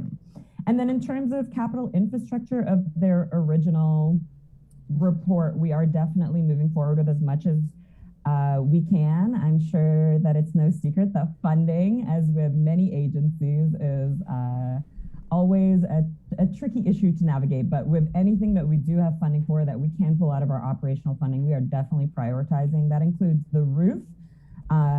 We are actually in the A&E design. So there's been a successful bidder for the A&E design, and we're moving forward with trying to schedule the A&E design for the roof and envelope upgrade. It will be a phased approach over a year. Obviously, not all the work can be done at once, so it would be over a year, but we are moving forward with that. The Z-Wing, which I know is infamous at GMH and on Guam, the Z-Wing, the abatement process is actually underway now. And then after that, it goes, the A&E design actually is also underway right now. The abatement will be done before, and then once the A&E design, we would move in a direction of trying to find somebody to actually help us demolish the Z-Wing, because it needs to be a safe area, of course, for everybody that works at GMH. And we're also still working on hospital-wide HVAC upgrade. For now, the A&E design is done for certain parts, like the OR and the emergency room and the ICU. We're still waiting for A&E design for other parts of the hospital in terms of an HVAC upgrade. And one-to-one handling units, we have done some, and we are actually currently waiting for proposals for another bunch of one-to-one swap outs as well. So definitely moving forward with everything we can. All right. That was a lot of information. Great job. I hope that's a good thing. I know. Yeah. I feel like I'm going to leave this and they're going to be like, what the heck, May? What are you telling everybody for, No, I'm totally kidding. They're actually very open and transparent and want to make sure that everybody knows what's happening and that there's leadership here that really cares. I can genuinely say that 3 months in. I think I talked to you guys my first week here. Yeah. And now I'm 3 months in, and I can genuinely tell you the people here really care about moving the hospital forward. Right. And we know the leadership does. Of Lillian, she was right here almost every week or she was every doing your couple job of days. during the pandemic. Yeah, I know. Yeah, and she needs to do her job, which is pretty big, being the CEO of the hospital, and I'll do this job. May, sure. I saw something, I don't know if you guys had posted something about the traveling nurses, but is there an update on the traveling nurses? Yeah, what we did post, if I can plug in our little social media, please follow us on Instagram and Facebook, on Twitter. We're up there. It was a travel nurse who actually had a really excellent experience here at GMH, as many of them do, and we were able to capture that in a video, and so that's probably what you saw. We do still have travel nurses. We have around 44 of them still. We are doing everything we can to bring down our numbers, and we are constantly working to bring down our numbers. It's no secret that there is a struggle to recruit and retain nurses on Guam. However, the new nurses pay plan, which includes an increase for the base salary and then the differential, of course, when they're on the job, that's huge. That'll help us retain nurses and recruit nurses, whether straight out of UOG or even people who decide to go stateside and do their schooling, and make sure that they come back and that they're properly compensated for what they do. That's so huge, because GMH does offer something that nowhere else does, which is you're close to your family, you're back on island, where your cultural roots are, and also the working conditions here at GMH, it's a family. People who work here, it really is a family environment. So being able to compensate the nurses properly for what they do is a huge step forward to help us recruit and retain. And of course, that's what it comes down to, recruit and retain, and then we can sort of phase out the travel nurses that we have. All right. Thank you so much, May, for coming on and giving us an update on. That's it? You can let her off that easy? I mean, like, no tough questions? Or? No, she's doing a great job. Yeah. Thanks. I think we covered, I'm just looking over the list of stuff that we had sent to May just to make sure we get everything. Well, while you do that, let me just say, like, May, go Canada in the Olympics. Oh, God. Go USA too, but go Canada. Yeah, there you go. No, she covered everything that She did, you're right, we asked Thank you. her about. Right. All right. Take care, May. Okay, May. Appreciate your time. See Thank you. Thank you for yours. All right, it's 9:04. May Habib, the Public Information Officer of the Guam Memorial Hospital. Boy, that was easy. Yeah. We're going to take a quick break, and we're going to talk environmental health inspections with the administrator of environmental health for public health, Leilani Navarro. That's coming up next right here on The Link. Good morning. Learn more about... Get up and move, Guam! Join the mayors of Talifofon and Inilahan for Haan and Minagov, a great day to celebrate the reopening of our island at the Valley of the Ladi, Saturday, July 31st from 10 to 5 p.m. Local artists, farmers, and Guam-made products will be on hand while you enjoy performances from our best cultural entertainers and musicians. Enjoy the finest food that Southern Guam has to offer. Help us open our newest attraction, the Micronesia Cultural Village. Tickets can be purchased online at valleyoftheLadi.com. Haan and Minagov is brought to you by the Guam Visitors Bureau, Guam Economic Development Authority, Valley of the Ladi, Jungle Riverboat Cruise, Kloppenburg Enterprises, Para Ipribetsu Itautauta, the Guam Brewery, Island Beverage Distributors, and the stations of KUAM. June makes the best malasadas in Hawaii, a fact not lost on Daryl, whose brother Byron is cooking the onaga he caught at his secret fishing spot with his girlfriend Malia, who used to work for the Shave Ice Guy, whose second cousin Vince drives the school bus ridden by Calais, whose auntie makes the best malasadas in Hawaii. Everything here is connected, and with the new First Hawaiian Bank mobile app, you can stay just as connected to your finances, and it all starts with yes. Do you feel like you're missing out on something? Make life more rewarding with Pacific Points. Earn and redeem points for bill rebates and free load at IT&E, discounts on fuel at Shell, vouchers at Foodies, and United Mileage Plus miles. You can even pay with Pacific Points at IT&E, Shell, and Foodies. Pacific Points. Do more, get more. GU Self-Storage, conveniently located near the Harmon McDonald's. We offer affordable rates, online payments, and auto bill pay for your convenience. Plus gate access daily from 6 a.m. to 9 p.m. Call us today at 648-7867 for more information. See what's on TV tonight with schedules, network news and notes, local promotions and giveaways on KUAM Communications social media pages. Like and follow us on Facebook or Instagram now for all the latest and never miss out. Catching your favorite events during the Tokyo 2020 Summer Games has never been easier. In addition to the KUAM TV8 broadcast presentations of the July 23rd opening ceremony, the competitions you look most forward to, and the poignant closing ceremony, you can stream the specific events you want to watch through NBCOlympics.com and the NBC Sports app. Visit KUAM's website and click on any of the Tokyo 2020 banner ads and you will be whisked away to all the action. If streaming sports in the Summer Games is on your personal viewing schedule, then look no further than KUAM.com for links to watch the Tokyo 2020 Summer Games.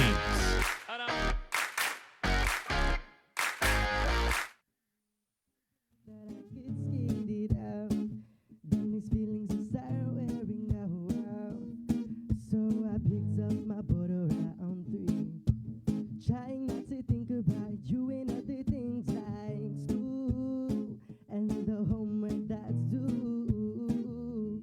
Baby, is it cool if I take you out? I know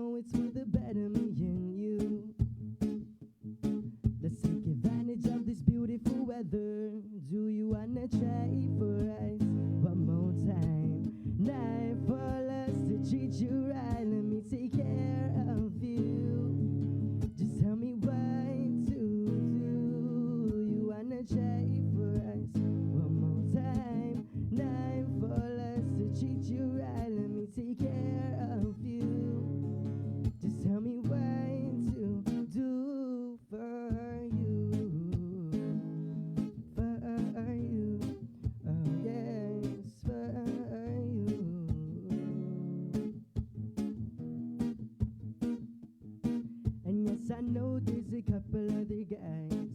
We can still take this risk despite the fact that we dated before. I wanna feel the way I felt once more as I caress your body down. Completely shut out everything that's around, just you and me. It's crazy how painless that truth can be. 'Cause baby, I know if you give me another chance, I'm bound to stay. Our love will go out. This time my feelings don't fade away. You wanna try for us one more time? Night for us to treat you right. Let me take care of you. Just tell me why to do. You wanna try for us one more time? Night for us to treat you right. Let me take care of you. Just tell me why to do for you, for you, oh, for you, for you, for you, for you, oh, for you. Good stuff, man. Love this one. Try for us, Kale Blas. The Link 910. Good morning. Hey, it's brought to you by Pacific Points, Cabo Enterprises, IT and Jack in the Box. This is The Link. Sabrina Salas Matanani, good morning. As we kind of really went in on this Marble Cave incident relative to a story that we broke because we care about the environment a couple days ago with the GPA contract solar farm up there in the Marble area. It started with erosion, flooding, major flooding for residents and landowners in that area, and there are quite a few of them there, and it has since developed into very severe damage to the actual Marble Cave area, like the cave where you go and swim, the freshwater source for throughout our history. The trail, according to Guam EPA, down to Marble Cave has been completely obliterated. And the actual cave part has been hit with what pretty much looks like was a massive mudslide. And Guam EPA is advising people just don't go there. It really looks terrible. Yeah. It's really sad. Yeah, they're advising the public to stay out of that area, and there's some big high-level meetings going on about this this morning. We know that DPW is probably in a meeting right now, and Nick Lee had said that they are working on finalizing a version of a notice of violation, because there will be a NOV issued in this case. And Nick, very different interview with Nick Lee this morning. Bree, we saw some of the passion for the environment there. As he was upset. Yeah. And understandably so. It's 9:12. Let's head into the KUAM News Zoom room, where we have the Acting Administrator for Public Health Division of Environmental Health, Leilani Navarro, standing by. Good morning, Leilani. Hello, good morning, everyone. Good morning. Good to have you on. We'll just go ahead and get right into it. I understand that your division and the department is currently working on the draft protocols for reopening. I know you can't tell us much about it, but what's the status on that? So right now we're finalizing a draft in accordance with the Governor's Executive Order 2021-16, which actually lifts all the restrictions except for masking. But there's going to be we're working on other recommendations that it's in line with the recommendations from CDC. So again, it's being drafted, and it has to go through final approval with the governor's legal department. So that's where we're at right now. And you guys, as a division, continue to conduct not just the sanitation inspections, but also the COVID-19 protocol inspections, right? Correct. We're still, since the beginning of the pandemic, we've always been out on the field doing the inspections. If not the regular sanitation inspections, We check for the mitigation plans of the establishments and if they're being followed correctly. I want to ask, and I'm not sure what kind of answer you can provide, but when we do go into PCOR 4, how many of these protocols that are in place now are going to carry over, and how many aren't? And will you guys still be doing inspections for, the temp checks and all that stuff? So there's still, the plan is there's still going to be some facilities that would need to submit a mitigation plan. And of course, we'll still be going out, doing inspections. There's some items that will still remain, such as, contact logs requirement, which is important, of course, for contact tracing. And as well as other I cannot really say specifics, but we're looking at, I know right now we're only about less than 200 before we hit the 80%. So we're just trying to finish it and so that we'll be able to get it out before our island is certified to have reached the 80%. Wow, this is we're here. I mean, 79.91. I don't know if you got the memo, Leilani, but we're just like right there. I think about 104. Yeah, 104. 104, yes. Right, unless someone just got the shot, then it's 103. But yeah, that's what we're kind of wondering is when we do go into the PCOR 4, would there still be temperature checks? I know social distancing, maybe. Would there still be social distancing?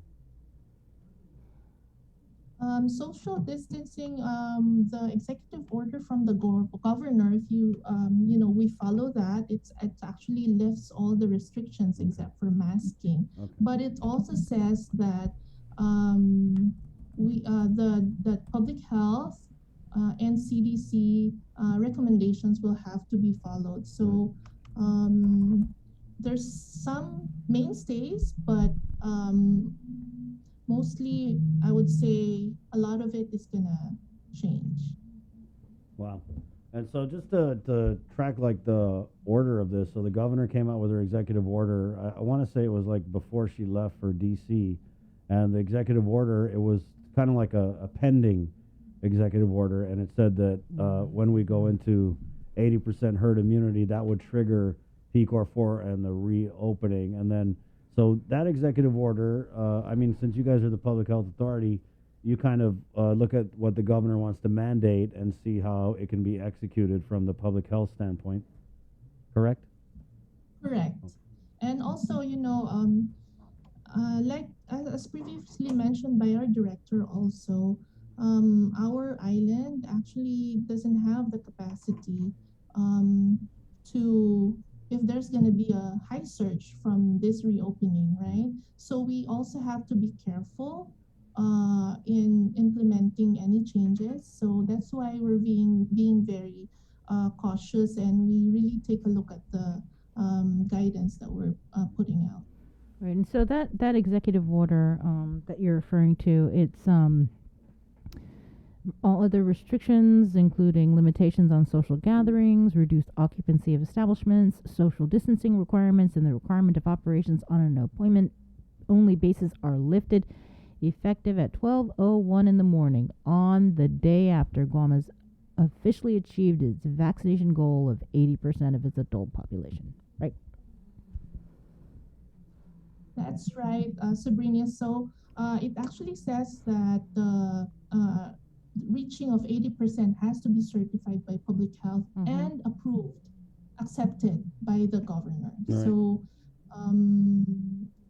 there has to be a process before we have those new guidance memorandums be implemented. So, Leilani, that means that if we hit 80% today, that doesn't necessarily mean we're PCOR 4, right? It doesn't mean at 12:01 a.m. Yes. Yes, and also this is to give time for all the establishments to meet the new requirements.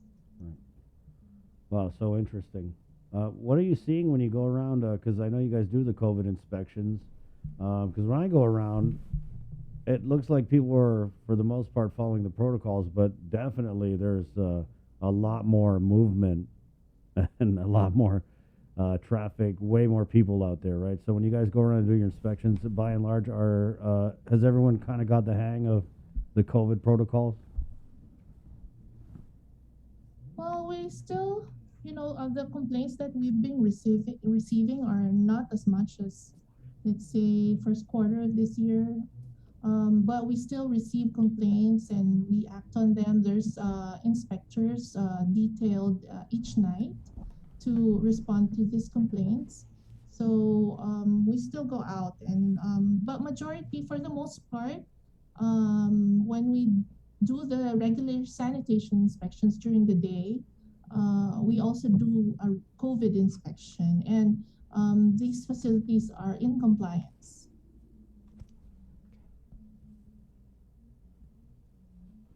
What about for the health inspections? How's that been going?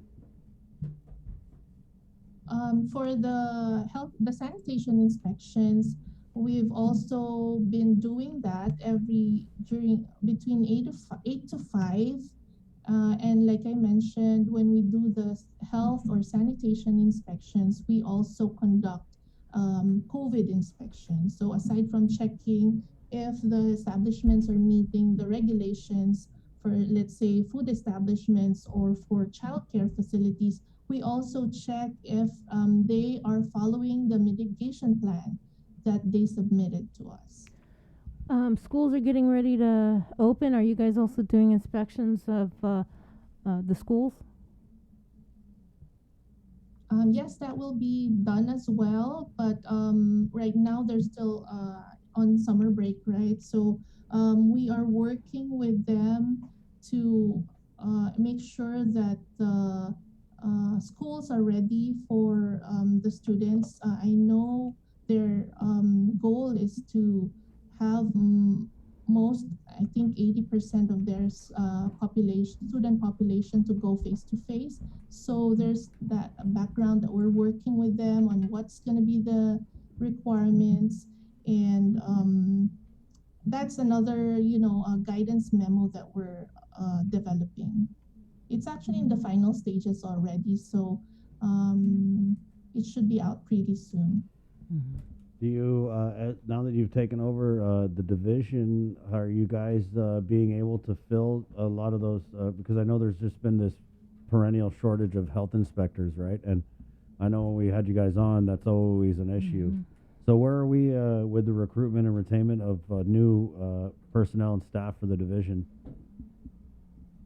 Yeah, thanks for asking, Chris. Actually, one of the things that we would like to inform the public is, if you think this is something that you would like to do, inspecting the facilities, making sure that our community is safe from any foodborne illness or any other health-regulated establishment illness. So come and join us, because we actually, right now, there's 3 positions that are open. You could look it up on the DOA website, the Human Resources website. There's the entry-level Environmental Public Health Officers 1. So there's, I believe, 2 openings for that, and 1 EPHO 3, Environmental Public Health Officer 3. So we're still trying, we're trying to move as fast as we can in terms of replacing the vacancies left due to resignation and retirement. In just the past 10 months, I would say there's about 5 people who left the division due to resignation, retirement, and reassignment to other division within the department. So it's a challenge for us to fill in the work that is left, but we're trying to manage. But it's gonna help if there's gonna be more people who can join us and have the same passion as in protecting the public. All right. Leilani, thank you so much for coming on. That was a lot of info. Definitely appreciate it. And let's make this a thing. Shoot me a message after you complete the next round of inspections and the report, and we'll bring you back on. Sure. Thank you, Leilani. Also for the opportunity. Yeah, of course. We'll see you. care. Be safe. 924. Yeah, so again, Bree, when we do reach the 80%, because we had some comments in here, PCOR 4 won't be implemented until the new mitigation plan is approved. Yes? Kind of sounded that way. So that EO did come out. We're 79.91%. Herd immunity is triggered by 80%. Okay. 925. It was interesting hearing her talk about how they want to give businesses a little time, a little head start to be able to comply with the new noticalls. I'm going to call them the noticalls. There's nothing. Pretty much lifting all the restrictions except for the mask mandate. That is coming up as we get ready to really, for real, approach the new normal.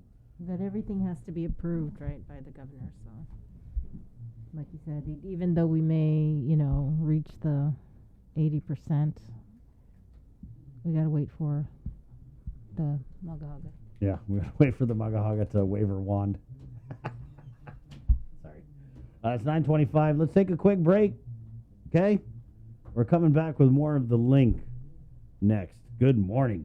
Deals? See what's on TV tonight with schedules, network news and notes, local promotions and giveaways on KYM Communications social media pages. Like and follow us on Facebook or Instagram now for all the latest and never miss out. After a year with so many games and events delayed or unplayed, the world is ready for anything and everything in the world of sports. KUAM Communications is ready with more games, more championships, and more specials that are guaranteed to bring out the fan in you. Don't miss a minute of gameplay from NBC on KUAM TV 8 or from CBS on KUAM TV 11. Every month, we'll bring you the action and excitement. Brought to you locally by Michelob Ultra, Superior Light Beer, Marianas Irrigation and Landscape, and Docomo Pacific. Just more great reasons to tune in and turn on so you'll fall in love with TV again with the best from KUAM Communications. The Culture Club returns to KUAM Digital and KUAM News Weekend Edition, highlighting Guam's young artists, activists, and crafters as they work to protect, preserve, and promote our Chamorro culture. Watch this weekly feature on the digital platforms of KUAM News Weekend Edition, brought to you by Hanum.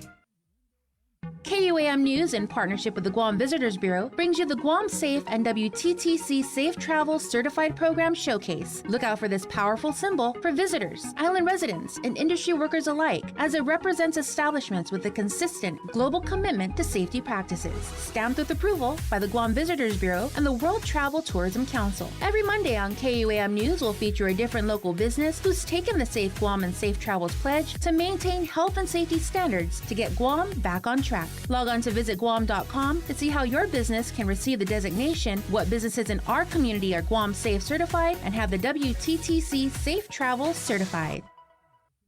Get through the work week with a special office party from Uno Go and participating restaurants. Every week, we're delivering lunch from a local dining partner to one lucky office for up to 15 people. For a chance to win, all you have to do is 1. Register as a user on the Uno Go app or website. Existing registered users may be entered as well. 2. Follow us on Instagram or Facebook. And 3. Send us a message with your name, contact email, and phone number, your office, and its location. We'll draw a winner every Friday on The Link on Breeze 93.9 FM on KUAM TV 11 and streaming on Facebook Live, and coordinate the day of your choice for lunch to be delivered the following week. We'll also feature your office celebration on KUAM News every Friday. Put smiles on your co-workers' faces and enter today. Open to Guam residents only. Conditions apply. See the Uno Go Guam Facebook page for details. Thanks to our participating restaurants, Beach and Shrimp, Lone Star, Jamaican Grill, Ajisen, Sing's Cafe, Pika's, and the Sheraton Laguna Guam Resort.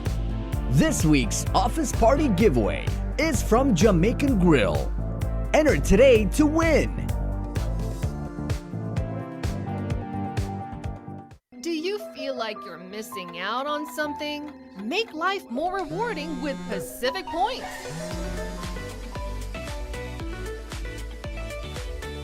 Earn and redeem points for bill rebates and freeload at IT&E. Discounts on fuel at Shell. Vouchers at Foodies. And United Mileage Plus miles. You can even pay with Pacific Points at IT&E, Shell, and Foodies. Pacific Points. Do more, get more.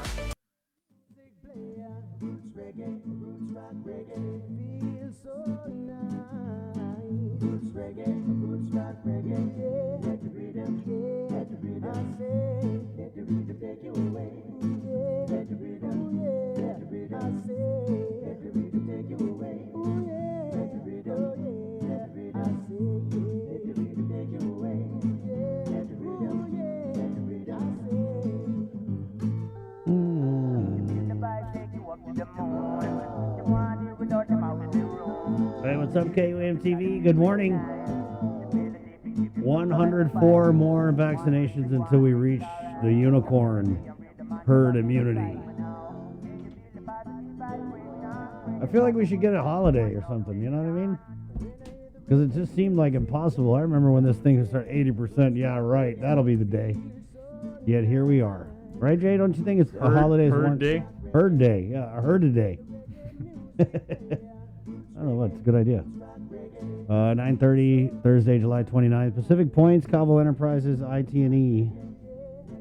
And Jack in the box. Let's go to the Department of Corrections where Jerica Sanchez is standing by. She's filling in for Major Anton Uggan, who, remember, is off island doing a tour of new prison facilities because obviously there's a big effort to try and build a new facility here in Guam. So thank you for joining us, Jerica. Of course, thank you for having me. Jerica? Jerica? Jerica. Oh, God, I just said it wrong like how many times? Oh, boy, I bet you just want to jump through that Zoom and choke me because we even asked her how to say it before we came on. And I was like, I don't know how to say it. I don't know these kids nowadays and the name. I don't know. So it's Jerica. Jerica. Okay, I'm just going to call you ma'am. You can do that. All right, that works. Okay, she said call her Queen. Queen, ma'am. Queen. I prefer Queen. Right, yeah. So does Jason. Okay, let's get serious. Serious hats now, guys, okay? So, Jerica, I guess we're going to start with, because it was a conversation with Dr. Hoa, a vaccination rate with the inmates and the staff there at the prison? Okay, so currently for our staff, we are at 80 to 85% vaccinated. We still have a few pending. And then for our offenders, we're currently at 90%. Wow. I mean, we're trying our best to get everyone vaccinated as quickly as possible. Mm-hmm.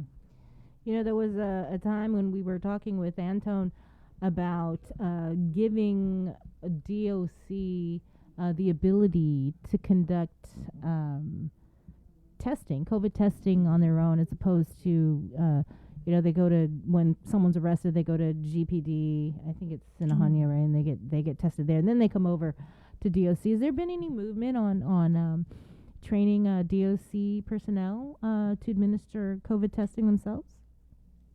I mean, as far as that, I don't have the answer for you right now, but as soon as I do receive that answer, I will get back to you on that. Okay. Have you, by any chance, heard from Anto on how those tours have gone? I have not made contact recently with him. I'm hoping to do so by today.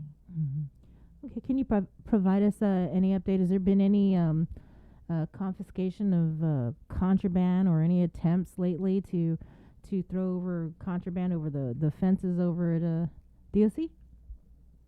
We have had some recent findings. We are working on taking some preventative measures to ensure that, we keep our prison population safe as well as our staff.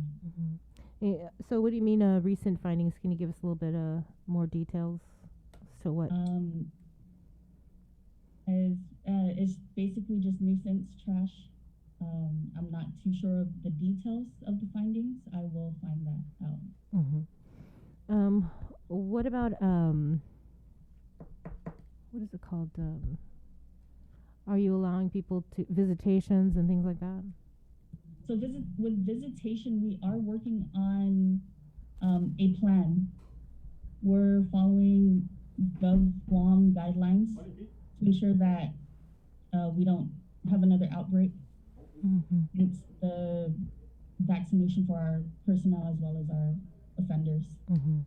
So right now, it's still the same that visitations are prohibited, but when are you looking at allowing visitation? Are we looking at when PECOR 4 is restored, or what? That I'm not too sure, Sabrina.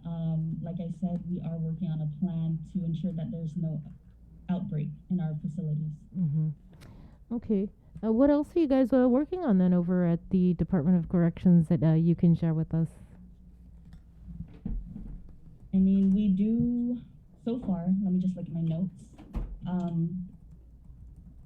As far as overtime pay, we are actually caught up with overtime pay, thanks to our office staff working, tirelessly, diligently to ensure that our officers are getting paid the hours that they have worked.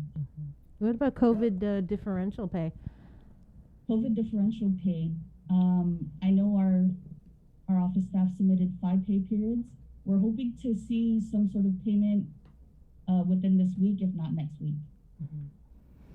And I know Anton, before he left, he was hoping that COVID differential pay would be paid out before he left. So is this something different? Did it go out last week before he left, or is this a whole nother pay periods that were due? Like I did mention, our ladies did submit 5 pay periods to DOA. It's really just, I guess, pending funding. Okay. And whatnot. Okay. Anything else at DOC? Nothing much, unless you have any other questions for me. No, I think you answered pretty much everything that we, typically ask Anton. So thank you, Jerika. Yeah, you did. Yeah, how long you been at DOC? I've been at DOC going on 5 years. Wow. What made you decide to become a DOC officer?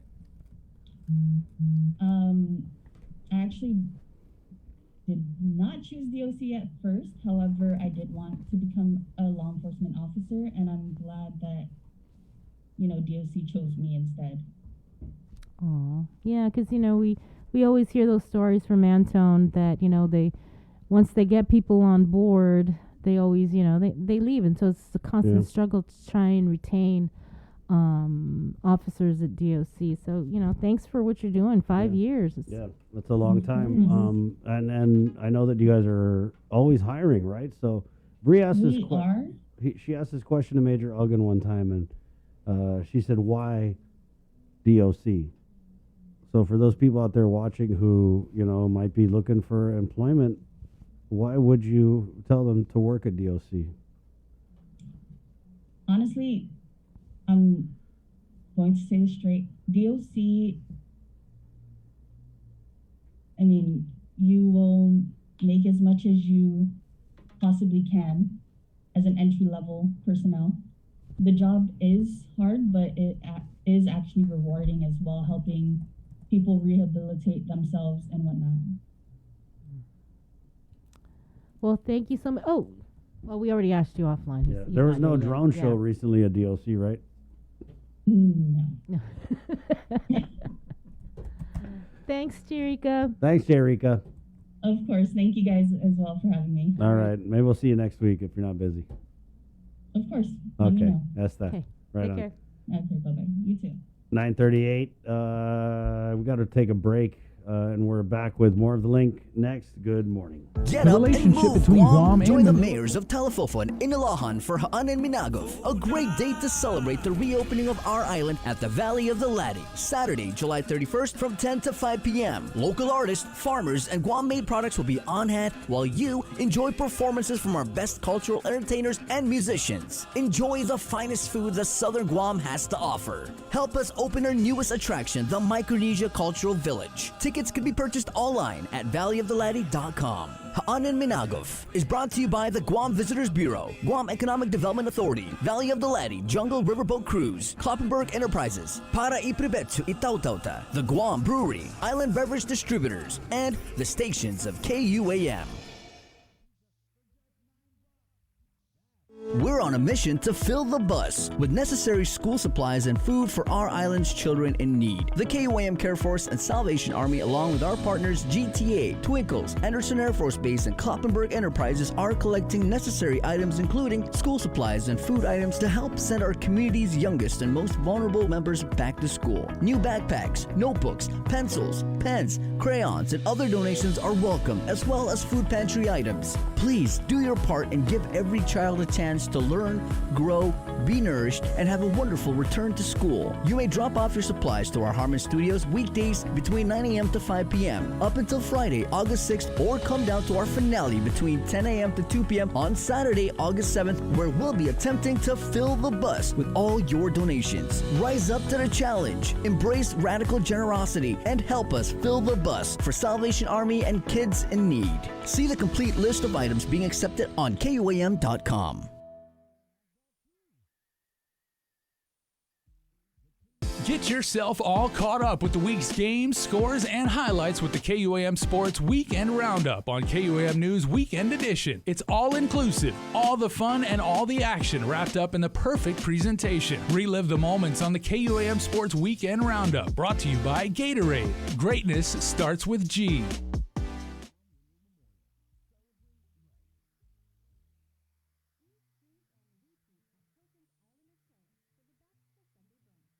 Uno Mixed. We're mixing it up on the last Thursday of every month with a look at lifestyle, entertainment, food, and so much more on the stations, networks, and digital platforms of KUAM Communications.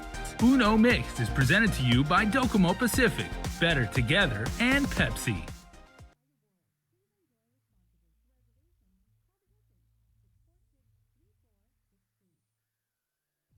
Do you feel like you're missing out on something? Make life more rewarding with Pacific Points.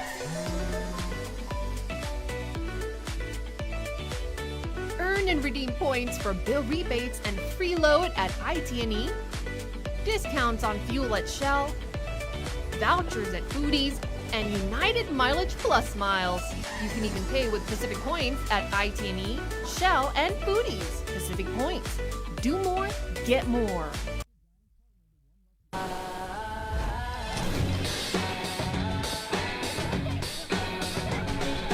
Make sure you're connected. The writing's on the wall.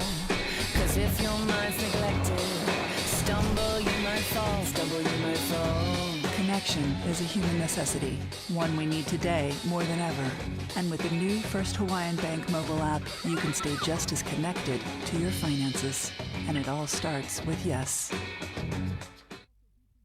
The relationship between Guam and Manila, Philippines is undeniable as we share similar cultural traditions, history, and heritage. With generations of Filipinos calling Guam home, KUAM presents a monthly look at the capital city, featuring in-depth and engaging interviews on everything from medical tourism to new business and government leaders. Veteran newscaster Nestor Lecanto delivers Beyond Our Borders. This special program is brought to you by KFC. GU Self-Storage, conveniently located near the Harmon McDonald's. We offer affordable rates, online payments, and auto bill pay for your convenience. Plus gate access daily from 6 a.m. to 9 p.m. Call us today at 648-7867 for more information. FM. From USA is where I come from, and that's where I ought to be. Enjoying the girls along on the beach and under the coconut tree. Warm is good, warm is hot, warm is just such a little spot. It's a beautiful island that you've never seen, where America's day begins.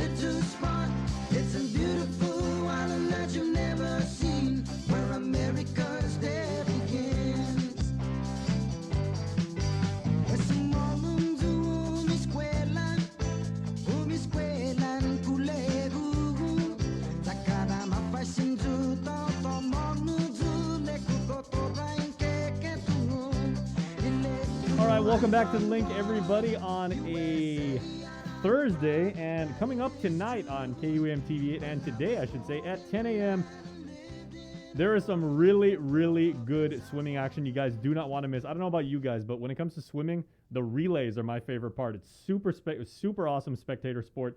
And Katie Ledecky already looks to add to her substantial legend as perhaps the greatest female swimmer of all time. She and Team USA are going to take to the pool in the 4x200 meter freestyle, and they look to go head-to-head with a very, very stout team from Australia. You know, the U.S. and Australia, two of the top swimming programs in the world, and they are going to face off in the 4x2. Also, Caleb Dressel on the men's side aims to win his first individual Olympic medal in what is already being a very, very storied career. Remember, he was on the relay team during Michael Phelps' last Olympics. Caleb Dressel competes in the men's 100-meter freestyle starting at 10 a.m. on KUAM TV8. Also, look to the women in the 200-meter butterfly, led by Reagan Smith, who won bronze in the women's 100-meter backstroke earlier this week. And Hallie Flickinger won bronze in Rio. She looks to go golden today. Medals are also going to be awarded in the men's 800 and 200-meter breaststroke. Also in gymnastics, Team USA, the guys, take to the floor routine today. The all-around gymnastics competition begins at 9 a.m. on KUAM TV8 and Encore at 7 p.m. Can you kind of little clarify what do you mean by all around? That's when they do all four of the floor things? Yeah, they do the floor routine. Well, for the men, they do the floor routine, the rings, the pommel horse, and the women have the uneven bars. Men just have the one like suspended bar. Well, it'll be a good day. Yeah. It's just funny. There's something about, obviously this sounds so naive, but there's just something about the Olympics. Because, you know, I don't know if I'd watch like any regular fencing or curling or gymnastics for that matter, but when it's the Olympics, right? When it's the Olympics, it's just... I mean, and it is weird because these are sports that like a lot of people admittedly don't really pay attention to, won't go out of their way to watch. But I mean, people are glued to the TV, to the phone, to the iPad, you know, to their desktop and everything like that for these incredibly special 2 weeks every 4 years. And you know what? I read an article yesterday, and it was talking about how since there are no spectators, it's kind of equalized all of the nations. And this article was saying stuff like, oh, well, obviously the host nation will usually have a lot of fans there to cheer. And then the more wealthier nations where people can afford to travel to go to the games and support their countries usually have, you know, more spectators and more cheers now. But now that there are no spectators, it's kind of put everyone, I mean, you know, for the most part. Truly no home court advantage. Right. And I was really looking forward, Chris, to actually seeing the Japan home teams perform specifically in basketball and volleyball, because remember when the Olympics 5 years ago was held in Rio, you know, everybody broke out, like especially at during soccer, you know, that's like Brazil's most passionate sport, right? The vuvuzelas. And they blow those things for like 3.5 hours straight. I mean, it is really hard to compete when you have that. In Japan, for years, they've used, you know, what we now call, like in the States, the thunder sticks. Yeah. And they bang them together. And Japan fans, they will be nonstop throughout the entire, if it's a volleyball game, basketball game, gymnastics event, Nippon! Nippon! Yeah. Nippon! Yeah. And if you're a visiting athlete, they've said it's really hard to concentrate. I mean, it's a big advantage for the Japanese Correct, team. yeah. And so that none of that is happening now. Yeah. Good stuff. 9:49. Thank you, Jason. Wanted to kind of talk about just this whole situation with the American Rescue Plan and the RISE Act. Actually, this is the first time we talked about it this morning. I'm amazed. But part of what has led to the frustration, so much frustration, is that we haven't heard much of anything about this from Adelup. And I was just thinking earlier how we had May Habib on, who's the public information officer for the Guam Memorial Hospital. And there was an instance of someone who represents an agency in our government coming out and just really being able to answer a lot of questions and to speak confidently on subject matter and to really address the issues going on at the hospital, which is something we don't really see from Adelup. And it's frustrating because there's so many questions out here from the community. But what I notice about Adelup and messaging and communication strategy is that they don't appear to have one. What we don't see from this administration that we've seen in administrations past is a really strong messaging and communications team. Oya, under Governor Eddie Calvo, was able to engage with the media, answer questions from the media. I mean, in-depth questions about policy and whatnot. And when you have that kind of accessibility, I believe that it just it kind of quells, public. Sean Gumatato did it under Governor Camacho. Right, Ginger Cruz under Governor Gutierrez. Yeah. And I'm not sure if it's, a situation where maybe the communications department at Adelup isn't green lighted to go out and answer questions, or maybe they're just not experienced enough to go out and answer questions. But they don't go out. That's the thing, is getting these guys, getting the governor, lieutenant governor. I mean, God, if I had $1 for every time I asked the governor to come on this show, I wouldn't need an all-rise check. But that's what I'm saying, is there's just no preemptive effort by this administration, whether it's Crystal Paco San Augustine and the communications people, or the governor or the lieutenant governor, to come out and address the public on different platforms. And I get it. It's probably frustrating or annoying to be asked questions. But this whole notion of let's just go on our Facebook Live and we're just going to say what we want to say and we're not going to, answer anybody's questions, or, how do we get answers? So when I have a question, I WhatsApp Crystal Paco San Augustine, and she'll WhatsApp a sentence back. You know what I mean? Which to me, that's just not sustainable. It's not productive. But it's just the way it is, And I think it's really hurting Adelup that they don't have talking heads out here. Every time someone complains about there's no rescue plan or the All Rise, someone from Adelup should be banging on the door saying, we're just here to reiterate that we're I'm not trying to speak for them at all. But you know what I'm saying is that there's just no presence at all.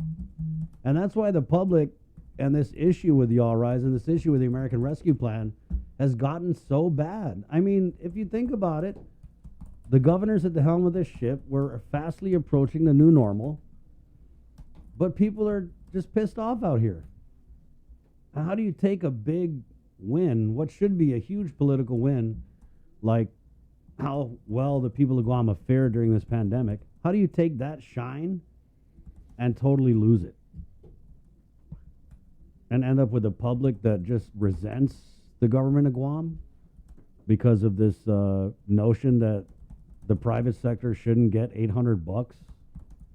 That, oh no, we had the government employees have to get it too. There was a testimony in the public hearing yesterday.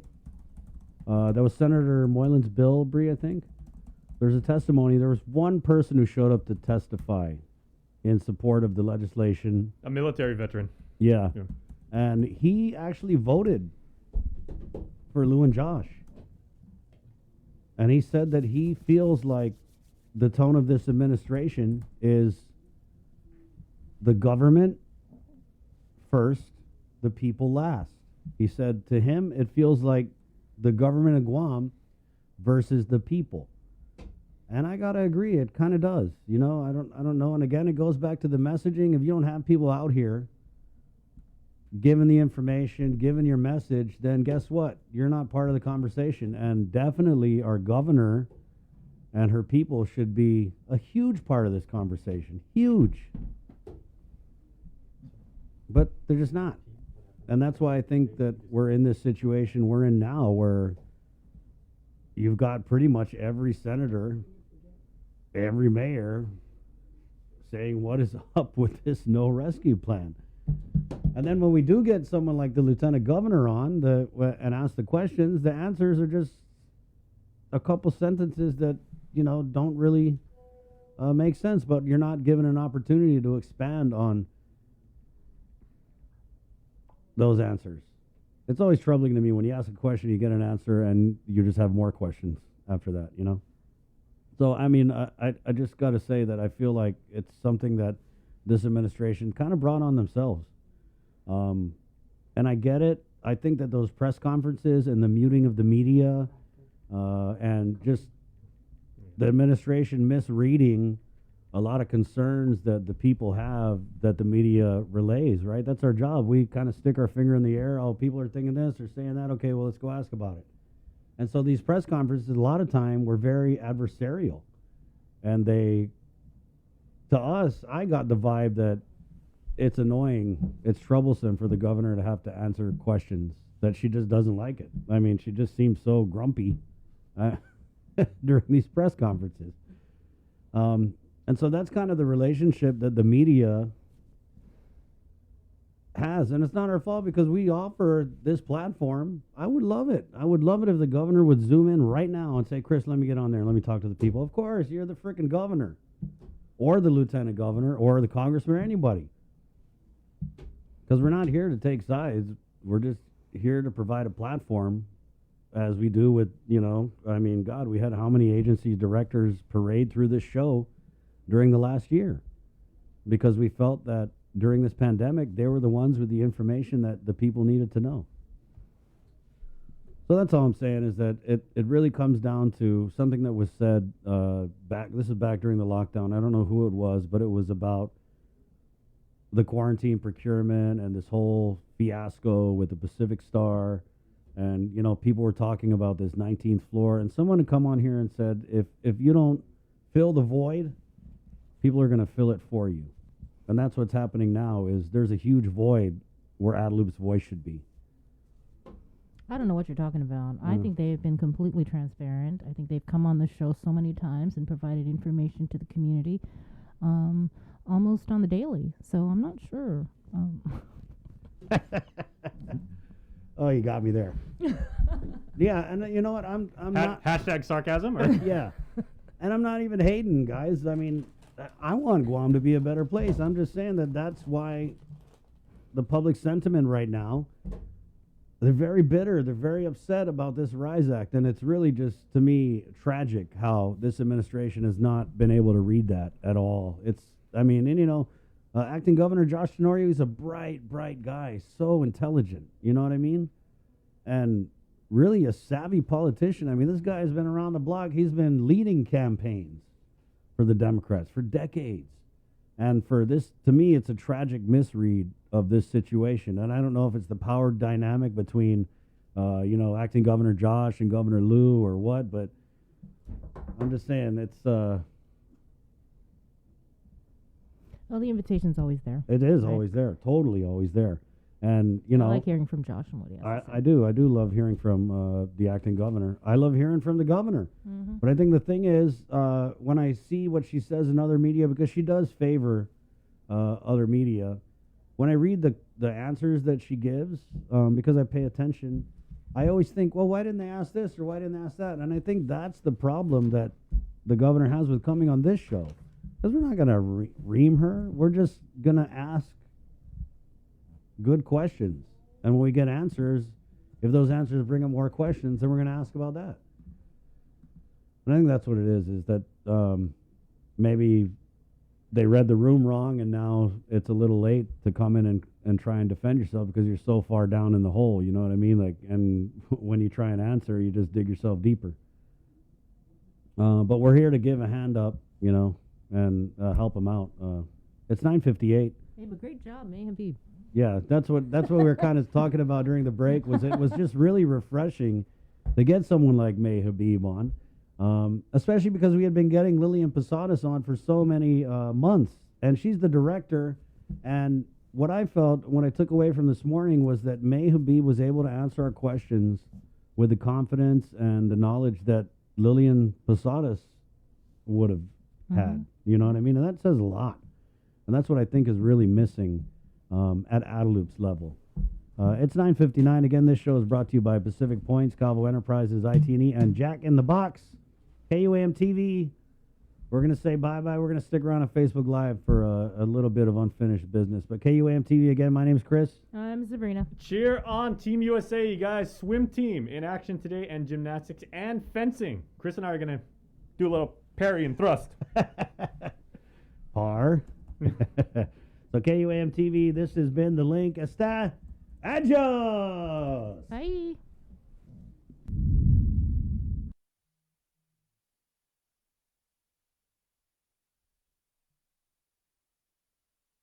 All right, and we are back here. Cover Me, brought to you by Burger King. Guys, heads up, tomorrow's Chicken Fries Friday. You get your chicken fries, and then you say, I love, love, love chicken fries. And they're going to give you another one. You just say, thank you, Link. Thank you. Okay.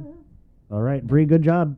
Good job. Joe Sir, great job. Jason, as always, love. Joe Sir's the man. Joe Sir is the man. He's behind the scenes. He's one of the guys Andy Wheeler was talking about, right?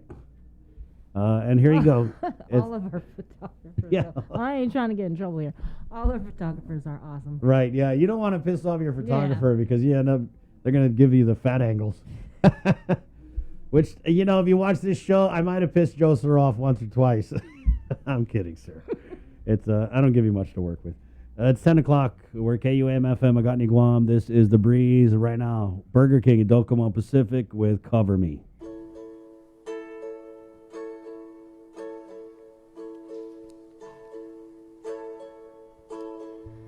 I got my driver's license last week, just like we always talked about.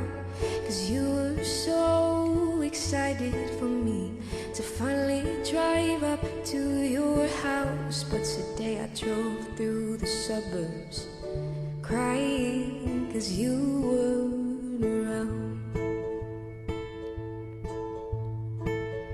And you're probably with that blonde girl who always made me doubt. She's so much older than me.